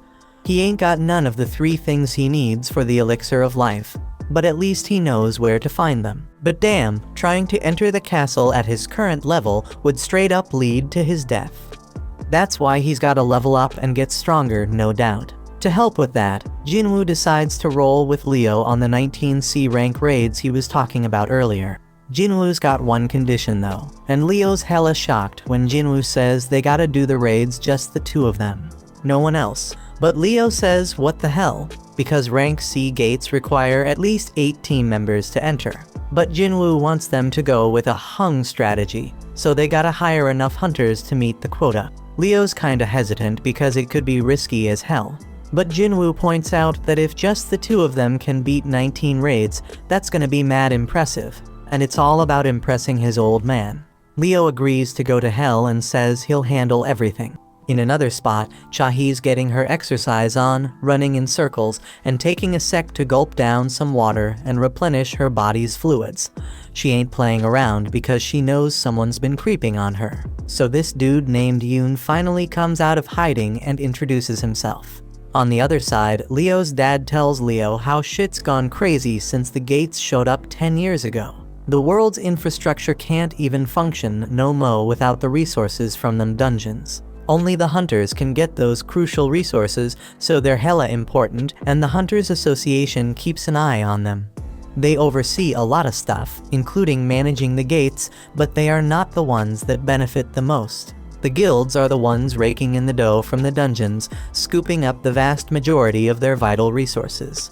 They are balling rich, man. We talking about the Hunter Guild, White Tiger Guild, Reaper Guild, Fame Guild, and Knights Guild, the top 5 guilds in the whole country. They got a monopoly on all the profits from their dungeons. But Leo's pops ain't having none of that. He ain't letting it go on like that. He knows they gotta establish their own guild to achieve his goal, straight up. Leo's thinking about how risky it would be to hire some unknown's rank to partner up with his bro. But if his pops picked him as the guild leader instead, that problem could be solved. Over at the park, Jinwoo's doing his own running. Homeboy notices that any extra exercise he does ain't getting counted anymore. That damn cursed loot box he was offered before ain't even an option now. So he pulls out a regular loot box, hoping to find something good, but all he gets is a bingo card. Not what he was hoping for, man. Time goes by and Jinwoo keeps training, but he realizes the 3 points he's getting ain't doing much anymore because he leveled up. Leo still gotta get his shit together before they can enter the C-rank dungeons, but Jinwoo has a realization.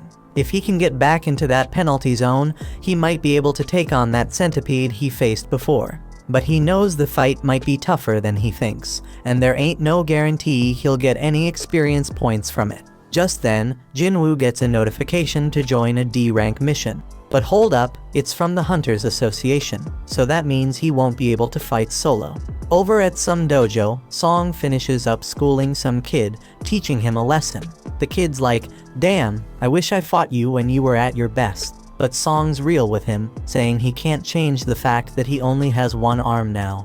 Then Song gets a notification to join a raid, and the kid's like, "Why you ain't retired yet?" Song has some messed up memories, and he's missing a major part of his body, so the kid apologizes for making him feel down. Song explains that his prime years are in the past, but he still wants to contribute to society in his remaining time. Over in another spot, we got this kid playing while her scaredy cat dad Kim watches.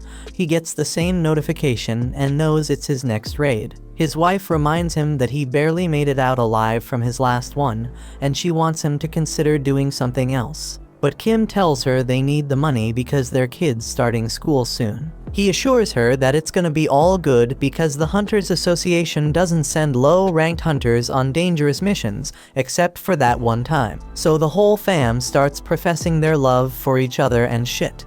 In another spot, Beak is straight up pissed about having to do some useless interview, and it only makes him angrier when Mr. Choi tries to butter him up. But he chills out when Choi points out that he's the most fit for the job. Turns out Choi called him to his office to let him know that Eugene Construction is starting its own guild. But Beak already knows all that, so he demands Choi tell him what he's really there for.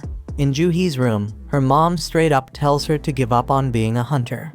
Juhi's a B-rank hunter, but her mom still thinks she'll just get in everyone's way.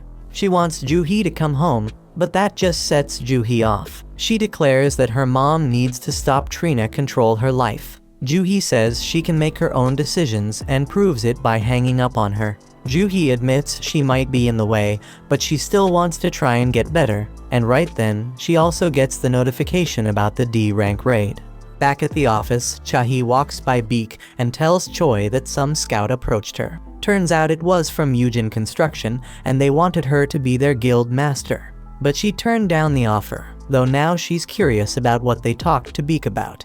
Beak's chilling at a bar, thinking about their convo. Jojo Island's been sealed off since that failed raid, and folks Trina forget about the terror it brought. Mr. Choi sees himself as the weapon of humanity, but he can never forget about Jojo Island and/or what happened there. He plans to clear the island soon, and for that, he needs Beak and the crew on the same page. They gotta get stronger, gather allies, and sway public opinion. That's why he set up the interview and had Chahi train new hunters. Choi reminds Beak that he left something behind on that island, jogging Beak's memory about losing his old friends. In a dark place, an ugly man is pleading with someone to eliminate people. At Jinwoo's house, Gina's straight up shocked by how busy he's been. The old Jinwoo used to need weeks to recover after each gate, so she's wondering if all his training is paying off. Jinwoo casually dips out on a mission without taking his gear, and she's worried because he's acting like it's just a regular trip to the sea. In another spot, Song's thinking about how he's a swordsman, but his awakened ability ain't got nothing to do with physical power. All them years he spent training in martial arts don't mean jack inside a dungeon. His magic focus powers make his sword useless against them magical beasts. Then out of nowhere, he bumps into Jinwoo and notices how different he looks. Jinwoo can't really explain why his leg's back, so Song assumes some high-ranked healer must have found him that day. Song ain't as lucky because too much time passed for his injury to heal. They reach the gate and are surprised to see it's a reunion. Kim feels ashamed to face them, but Song figures it makes sense after what he did. 5 survivors from that messed up day are back together, so he's wondering what the deal is. It's been a hot minute since Juhi saw Jinwoo, so she peeps how much he's changed too. Right then, some sketchy dudes roll up and start checking out Juhi like they have a thing for her. But Kong's there too, and he shuts them down, telling them to chill. Turns out these peeps are prisoner substitute hunters. Straight up hunter convicts. Trina reduced their sentences. Song can't believe they gotta fight alongside criminals, but the woman assures them they won't be a problem. They were understaffed and had no other choice. Just in case though, Kong's rolling with them. He is a B rank, so if things go south, he can handle the 3 C rank criminals with ease. Jinwoo tells Juhi not to come along, but she ain't having it. The criminals get set free, and even they wonder if this is a good idea. Kong shuts them up again and reminds them what'll happen if they act up. He introduces himself to the others and promises he'll handle the criminals. Jinwoo lets Song take charge of the raid, and he appreciates it. Song takes full responsibility for failing that day and gives props to Jinwoo for being the only reason they all made it out alive. He thanks Jinwoo on behalf of all the survivors, but Jinwoo doesn't need it. Kim ain't got no objections to Song leading them, and Kong's staring at Jinwoo for some reason. Everyone gets ready to enter the gate, and Song declares the raid officially started. Inside the dungeon, the prisoners straight up handle those goblins like monster. Song Chul wonders who the real beasts are and shows off his own power. They eventually wipe out the whole group of goblins, and Song's impressed with how much stronger Jinwoo's become. Even Juhee notices that Jinwoo ain't been hurt yet, and she hopes nobody ends up needing her healing skills. Song's still amazed because Jinwoo's aura is on a whole different level. Kong leads them forward, but they come across a fork in the path. The dungeon's been easier than they thought, so they figure it's cool to split up. It's gonna be riskier, but they'll clear the dungeon faster. Jinwoo can sense the boss is down the left path, but he keeps it to himself. Because he ain't been leveling up much from those weak-ass goblins, Jinwoo suggests his group take the left path. They split up, but Kong's giving Jinwoo some weird-ass look. Kim's group members are a bunch of cowards, and Kim decides they gotta apologize to Jinwoo for ditching him on their first raid. They know he probably won't accept the apology, but Kim's determined to try because he wants to keep being a hunter. Down the other path, the prisoners straight up wipe out another group of goblins with ease. Kong, being all weird, asks if they could do the same against humans, but they make it clear it wouldn't make a damn difference. Here's the backstory. Kong found out some dude's daughter got assaulted by 3 dudes. The poor girl ended up taking her own life, and this guy's furious because those 3 scumbags will be free in just a few years. To make matters worse, those assholes are hunters, and they get to join raids to reduce their sentences. That shit's unfair as hell because his daughter ain't never coming home. So the man brings 3 million yuan and offers it to Kong to take out those 3 prisoners. Kong's gone straight up bonkers now, and he spills the beans to the prisoners about what he's gonna tell the inspectors when he dips out of the dungeon. He's gonna say the prisoners got wiped out by a gang of 100 goblins. Kim keeps going down his path, but he's shocked when it connects to Kong's path, and he finds Kong massacring the prisoners. Kong starts telling the prisoners he's been told to make them suffer, but Kim interrupts his crazy ass. Cold-blooded Kong takes out the last prisoner and decides he's gotta change his plans as he starts making his way toward Kim. Jinwoo's thinking about how Kong saw him at the hospital, and he just hopes the dude doesn't remember him. Just then, they hear screams, and they rush over to find the dead prisoners. Turns out Kang got eliminated too, and Jinwoo's shocked when he sees Kim in bad shape. Juhee works her healing magic on him, but Song can tell this ain't the doings of no magical beast. The weapon used was too damn sharp, and whoever used it purposely avoided finishing him off multiple times. Kim's given up on surviving, but Jinwoo reminds him he's got a family. Jinwoo demands he stay alive, otherwise he won't be able to keep blaming him. Kim uses his last breath to apologize to Jinwoo, then he's gone. Right then, Kong tries to take out Juhee, but Jinwoo steps in and stops him. Kong's impressed by Jinwoo's speed, and Song realizes Kong's the one behind this whole massacre. Song's shocked because Kong's part of the Hunters Association, but Kong just wants to spill his plan. Instead of blaming the goblins, Kong's gonna say the prisoners wiped out all the other hunters. He'll claim they tried to take him out, but failed, which is why he's the lone survivor. Song holds Jinwoo back because he doesn't think he can take on Kong. Instead, Song Chul steps up to fight him, even though he knows Kong's a B rank, a whole level above him. Juhee buffs Song up with strength, and he tries to use his sword skills to take Kong down. But damn, Kong manages to dodge every damn hit, and he gives props to Song Chul for knowing his shit. Jinwoo analyzes the situation and realizes Song Chul's holding his own, but he ain't fast enough to win. Kong lands a brutal blow, but gets annoyed when Juhee quickly heals Song. Kong decides he's gonna take out Juhee first, but Song steps in and stops his ass. Kong underestimated the old man, so Song lets him know he's trained as rank hunters before. His blade may be outmatched, but Kong points out that Song's power has its damn limits. Ain't no chance a mage type like him can beat an assassin type, so Kong brings him near death. Juhee's too scared to heal him, and Kong gets ready to finish off Song for good. But Song Chul pulls out his fire ability. But damn, Kong's too damn quick. He realizes Song Cheol used his sword to make him drop his guard against magic. Song Cheol was waiting for Kong to try and end his life, then bam! He hits him with a surprise fire blast. Kong sees through the plan though, and now Song Cheol's paying with his life. But wait a damn minute. Jinwoo finally steps in to put an end to the fight. Kong demands to know who the hell he is, and Jinwoo straight up says he's just an E-rank hunter. Kong doesn't believe him because he'd need some next level reaction speed to stop the attack he just used on Song. Kong can tell Jinwoo's hiding his power and figures he had a second awakening. The others are shaken, and Kong suddenly remembers Jinwoo from the hospital. The mana reader only read 10 back then, so Kong thinks this second awakening must have happened after that. This shit doesn't add up. It doesn't explain why Jinwoo was able to survive the double dungeon. But Kong doesn't give a damn, he's ready to take out Jinwoo. Jinwoo wants answers, so Kong says he is just dishing out justice by taking out the prisoners. But Jinwoo doesn't give a damn about them, but he wants to know why he eliminated Kim and Kang. He points out that Kong could have done it quickly and easily, but he didn't. Kong seemed to enjoy torturing and playing with them. Flashback to when Kong talked to the father, and he explains how he's been getting big offers from the top guilds. But he chooses to work for peanuts in the Hunter Association. Why? Because he finds killing people way more fun than killing beasts. A straight-up fight goes down between Kong and Jinwoo, and the two onlookers are blown away by their insane speed. Kong can tell they have similar builds, but he figures he's got way more experience fighting high-ranked opponents. He uses that experience to gain control of the fight, but he's shocked when Jinwoo asks him to tone down the bloodlust. But it's too damn late because Jinwoo's system is taking notice. The system, just like last time, tells Jinwoo that there are peeps present looking to take him out. Once again, Jinwoo gets a quest to eliminate his opponents. Jinwoo gets engulfed in some dark power, and Kong's confused because he thought he'd have the upper hand in this fight. But damn, Jinwoo straight up attacks, and Kong's shocked when he realizes he's been poisoned.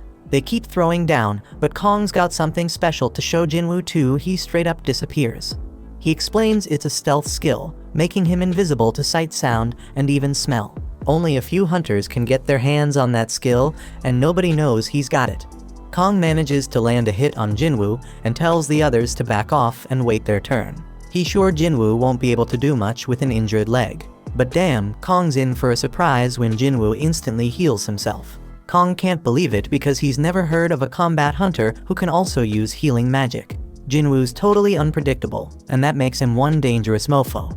Jinwoo's changed big time, saying he just lost another emotion, and now he doesn't even need to get angry to take out scum like Kong. Kong realizes Jinwoo's taken human lives before, and Song is shocked to hear that.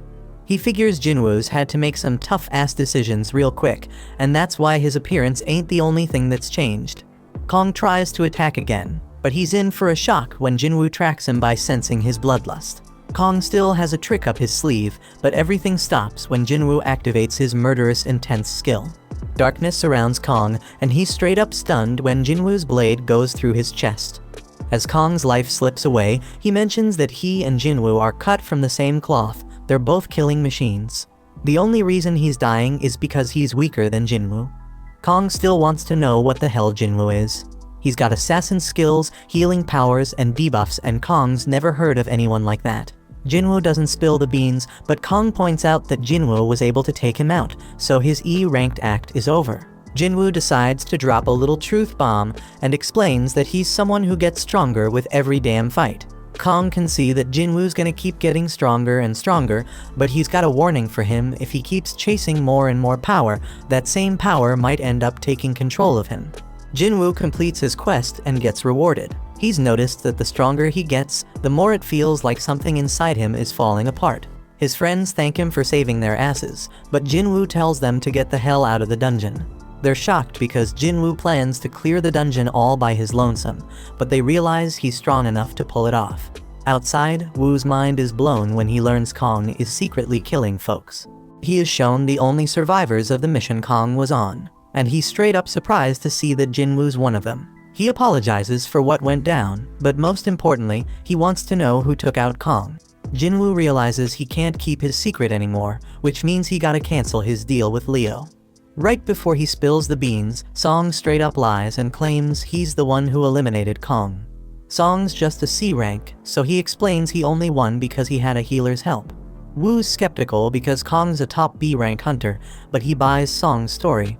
Just then, Jinwoo reminds himself that he cannot get overconfident. He couldn't tell before, but Woo's an A rank hunter. Jinwoo can sense his crazy-ass power now, and he knows he doesn't stand a chance against this dude in a fight with his current strength. Song determines that Jinwoo has a good reason for keeping a secret, so he tells Jinwoo that this is just him paying him back for what happened in the Devil Dungeon. That night, Juhee wonders if Jinwoo remembers the stone he gave her. Jinwoo and Juhee take a little stroll while chatting about how much Jinwoo's changed. Juhee's the total opposite because she ain't changed a bit, and she realizes she's too timid to be a hunter. She should really be joining them A rank raids, but she settles for the lowest rank ones instead. It ain't all that bad though, because it led her to meet Jinwoo, and she started healing him. The dude was always getting himself hurt, but she'll never forget how his eyes always had that determined look. Juhee gives back the crystal he gave her and spills that she's gonna retire. She's heading back to live with her folks, but they agree to hang out if they ever cross paths again. A look back shows that Woo was very skeptical of Jinwoo. He didn't believe some E rank like him could take down B rank Kong. Jinwoo was already found to not have had a reawakening, so we just let him be. But Woo did give him a warning though. Hun's brother Dongsu heard that Jinwoo and Leo were the only ones who survived after his brother got wiped out, so he might be coming after them. This shit's damn shocking because Dongsu's an S rank hunter. Dongsu probably doesn't give a damn about the facts, and is just pissed that Jinwoo made it while his brother didn't. Unfortunately for Jinwoo, the law can't do shit against S rank hunters, and they can bring either miracles or disasters. One of these monsters is after Jinwoo, so Woo suggests he gather his family and dip out of the country. But Jinwoo just sees this as another reason to get stronger, because if he doesn't, he ain't gonna survive. Jinwoo rolls up to meet Leo, but he's hella confused by what he sees. Leo explains that this is their strike team. He focused on finding people who have the skills to be hunters, but can't work for various reasons and are struggling to make ends meet. Jinwoo points out that he hired a high schooler, but she claps back saying she's a qualified hunter just like the rest. She does get a bit down when Jinwoo figures out she's an E rank with no raiding experience. But it doesn't really matter because Jinwoo lets them all know they'll be waiting outside while he and Leo handle everything. They're all getting paid 3 million yuan each, which is a sweet deal because they ain't gotta do shit. The only catch is they can't blab about it to anyone, or they gotta pay back 10 times what they got. Jinwoo got a stealth rune for taking down Kong, and he used it to learn stealth skills. Leo's all set to go, and Jinwoo's shocked to see he's rocking even more crazy expensive armor. Jinwoo straight up schools Leo on how dumb it is to rock that armor and demands he ditch it. But Jinwoo lets him keep the helmet at least, and they step into the portal. The other hunters think they're straight up insane for hitting up a C rank dungeon on their own, but they don't give a damn because the contract's already sealed. Jinwoo's sis wonders where her friend Songyi is, and turns out she's the high schooler on Jinwoo's strike team. The hunters chat about how a full strike team would take a solid 2 hours to finish this raid, so when they see Leo pop out of the portal, they assume they just bailed. But they're in for a shock because the damn gate closes right after they step out, meaning they cleared the dungeon. The hunters can't believe their eyes, but Jinwoo tells them to hustle because he's ready for another portal. Their goal is to hit up 3 raids in a single day, but the hunters are still dumbfounded they even finished one. In another raid, Jinwoo straight up wrecks a bunch of goblins, while Leo wraps up the mining. Jinwoo mops up the goblins and levels up. The next raid's a success too, and Jinwoo levels up even more. Days go by, and the two keep clearing dungeons on their own. They start facing tougher and tougher monsters, but Leo can see Jinwoo's getting hella stronger too. Jinwoo's stealth skill is hella handy, and his dash skill levels up. He gains a couple more skills and finds out they're straight up powerful when he uses them on a wolf. Jinwoo's got a bunch of new skills now, but his mana ain't enough to use them for long. He chugs a potion for that and decides he's gonna focus on boosting his intellectual abilities moving forward. He also decides against heading back to the demon castle right now, because he considers himself somewhere between a B rank and a rank hunter. Just then, the system reveals that he has reached the required level for a job change quest. Somewhere else, the boss of another guild named On gets word that there's a strike team splurging double the market rate to snag some C-rank gates. Their leader's this rich kid Leo, but their team seems like a random mix. On recognizes the name Jinwoo from the double dungeon incident, and he gets this feeling that something interesting is going down. Meanwhile, Jinwoo and Leo come out another portal victorious. Jinwoo wonders if Song has some eye problem, but she says it's nothing. Back with On, his assistant is straight up shocked when he hears On thinking that Jinwoo's had a reawakening. Jinwoo managed to survive 3 major disasters, and every time, there was a damn high body count, but he always made it out alive. Reawakening's the only explanation, so On heads out to scout this promising rookie. On rolls up at Jinwoo's portal, but he's hella shocked because it looks like they're having some sort of picnic. Song-yi explains the area's off limits and makes it clear she's a hunter. She admits she's part of the strike team, and On's mind is blown when he realizes Jinwoo straight up left the whole crew behind to enter the dungeon solo. On thinks Jinwoo could be his biggest discovery yet, but he surprisingly just leaves. The dudes step out the gate, and Jinwoo spills to Leo that he's swamped tomorrow and can't make it for any raids, so they hold off on a few. Then we get a glimpse of this super weird scene, and Mr. Choi wakes up from that nightmare. He peeps at some paperwork and figures out it's almost time for the recon mission on Jojo Island. Jinwoo wraps up his day of raiding, and On introduces himself as the manager of the White Tigers Guild. The White Tigers Guild is one of the top guilds in the country, always hunting for new talent. On thankfully gets right to the point and offers to pay Jinwoo double what Eugen Construction is paying him if he joins his guild. On's hella confident Jinwoo's in E rank and can't turn down that offer. But he's in for a surprise when Jinwoo wants to know the worth of the White Tigers Guild headquarters. It's worth a cool 50 billion, so the dude's mind is blown when Jinwoo reveals that a construction company's hooking him up with a building worth 30 billion. Jinwoo backs up his claim with evidence, but On reveals that he isn't qualified to offer them their 50 billion building. Jinwoo loses interest and bounces, but he's curious how On got wind of him. Jinwoo puts fear in this dude, making sure he ain't snooping around, and then vanishes. On realizes that Jinwoo used stealth to cut him, and he's hella shocked when he considers Jinwoo's reawakening with that stealth ability. Jinwoo tells him not to turn around, so On explains he's just digging into who's buying up all the gates. Jinwoo demands to know who else knows about him, and On spills it's just him and one of his peeps. Jinwoo warns that if word starts spreading about him, they'll be the first suspects on his list. On agrees to keep everything on the down low, so Jinwoo reveals himself again. Jinwoo gotta keep snatching the gates for a while, but that's causing problems for the guild because they need to train new recruits. Jinwoo agrees to let them cop 3 gates from him, but On's straight up shocked when Jinwoo tells him they gotta cough up 300 million yuan for each. The dude begs Jinwoo to drop it to 200 million, and Jinwoo surprisingly agrees. They seal the deal for 3 gates, but their interaction ain't over because Jinwoo wants to hook On up with something. He tells On to close his eyes and open his mouth, and then Jinwoo hands him a healing potion for that cut on his face.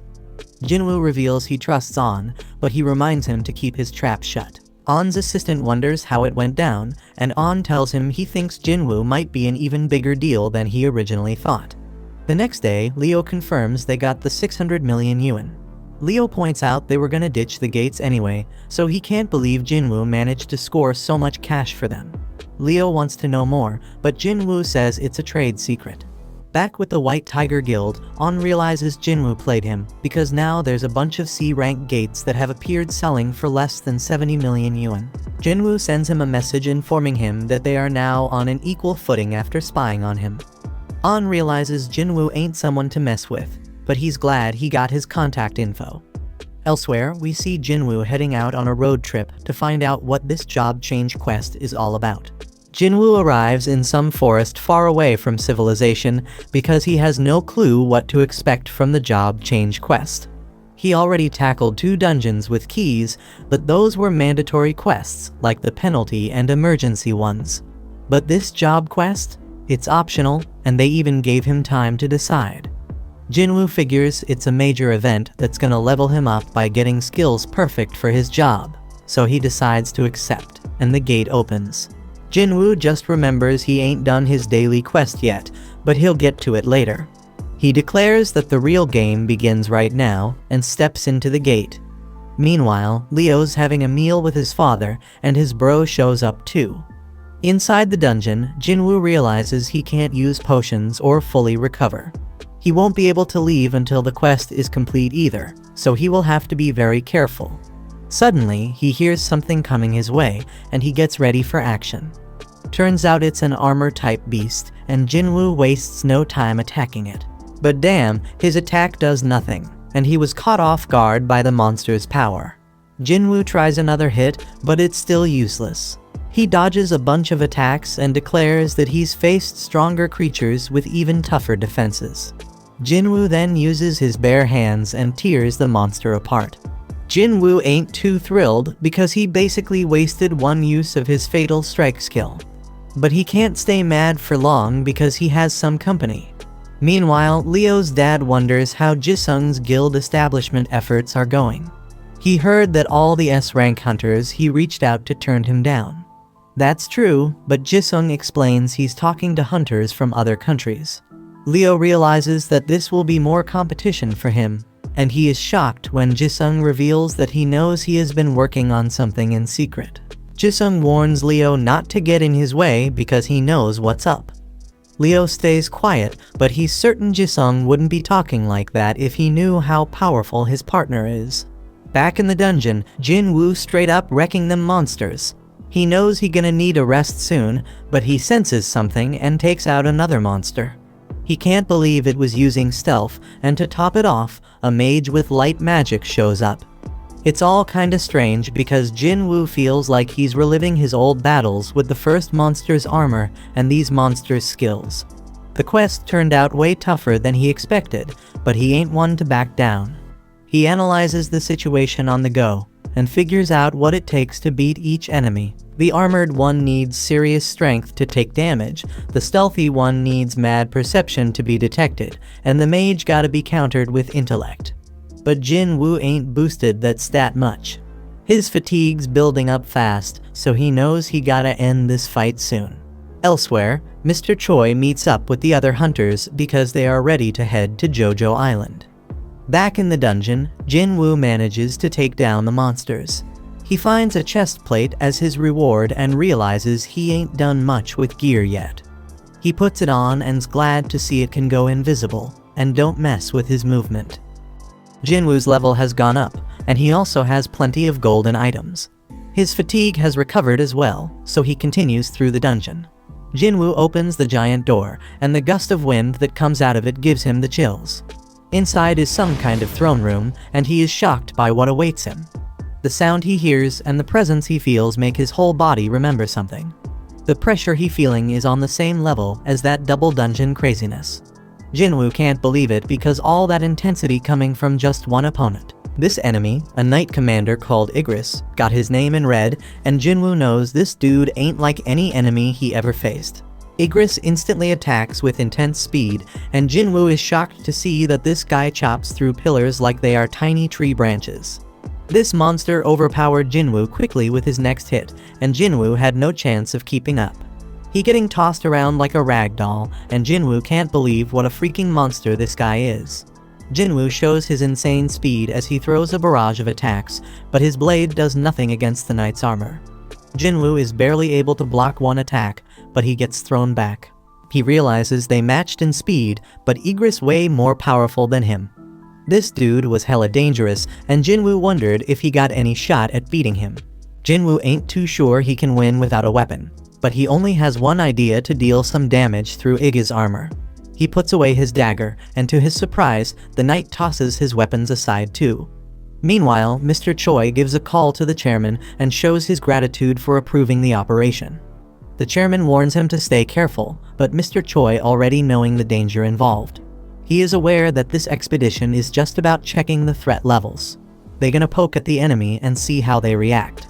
Mr. Choi staying diligent as always, and he explains that it's because the last raid on Jojo Island ain't really ended for him. Back in the dungeon, Igris wastes zero time crushing Jinwoo. He tosses Jinwoo around like he's some kind of toy, landing a barrage of punches on him. Jinwoo gets sent flying through a wall, and he is straight up shocked by his opponent. He blocked all them punches, but still feels like he lost 500 HP. Jinwoo is glad he rocked that armor because he'd be 6 feet under if he hadn't. He gotta admit he can't overpower this dude, so he decides to amp up his speed instead. Jinwoo flies around him and manages to finally push him back. He throws out a bunch more attacks, but it becomes crystal clear he ain't catching this guy again.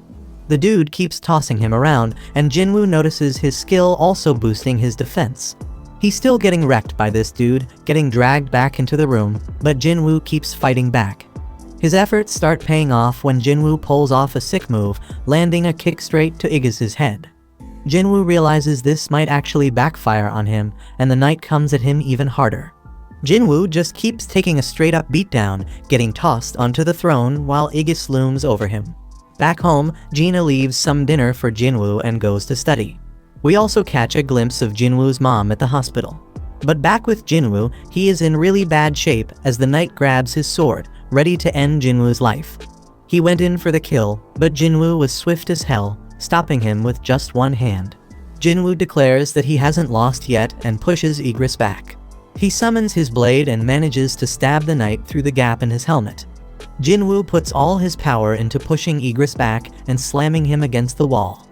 The knight tries to use Jinwoo's blade, but Jinwoo stops him, saying his dagger doesn't switch owners.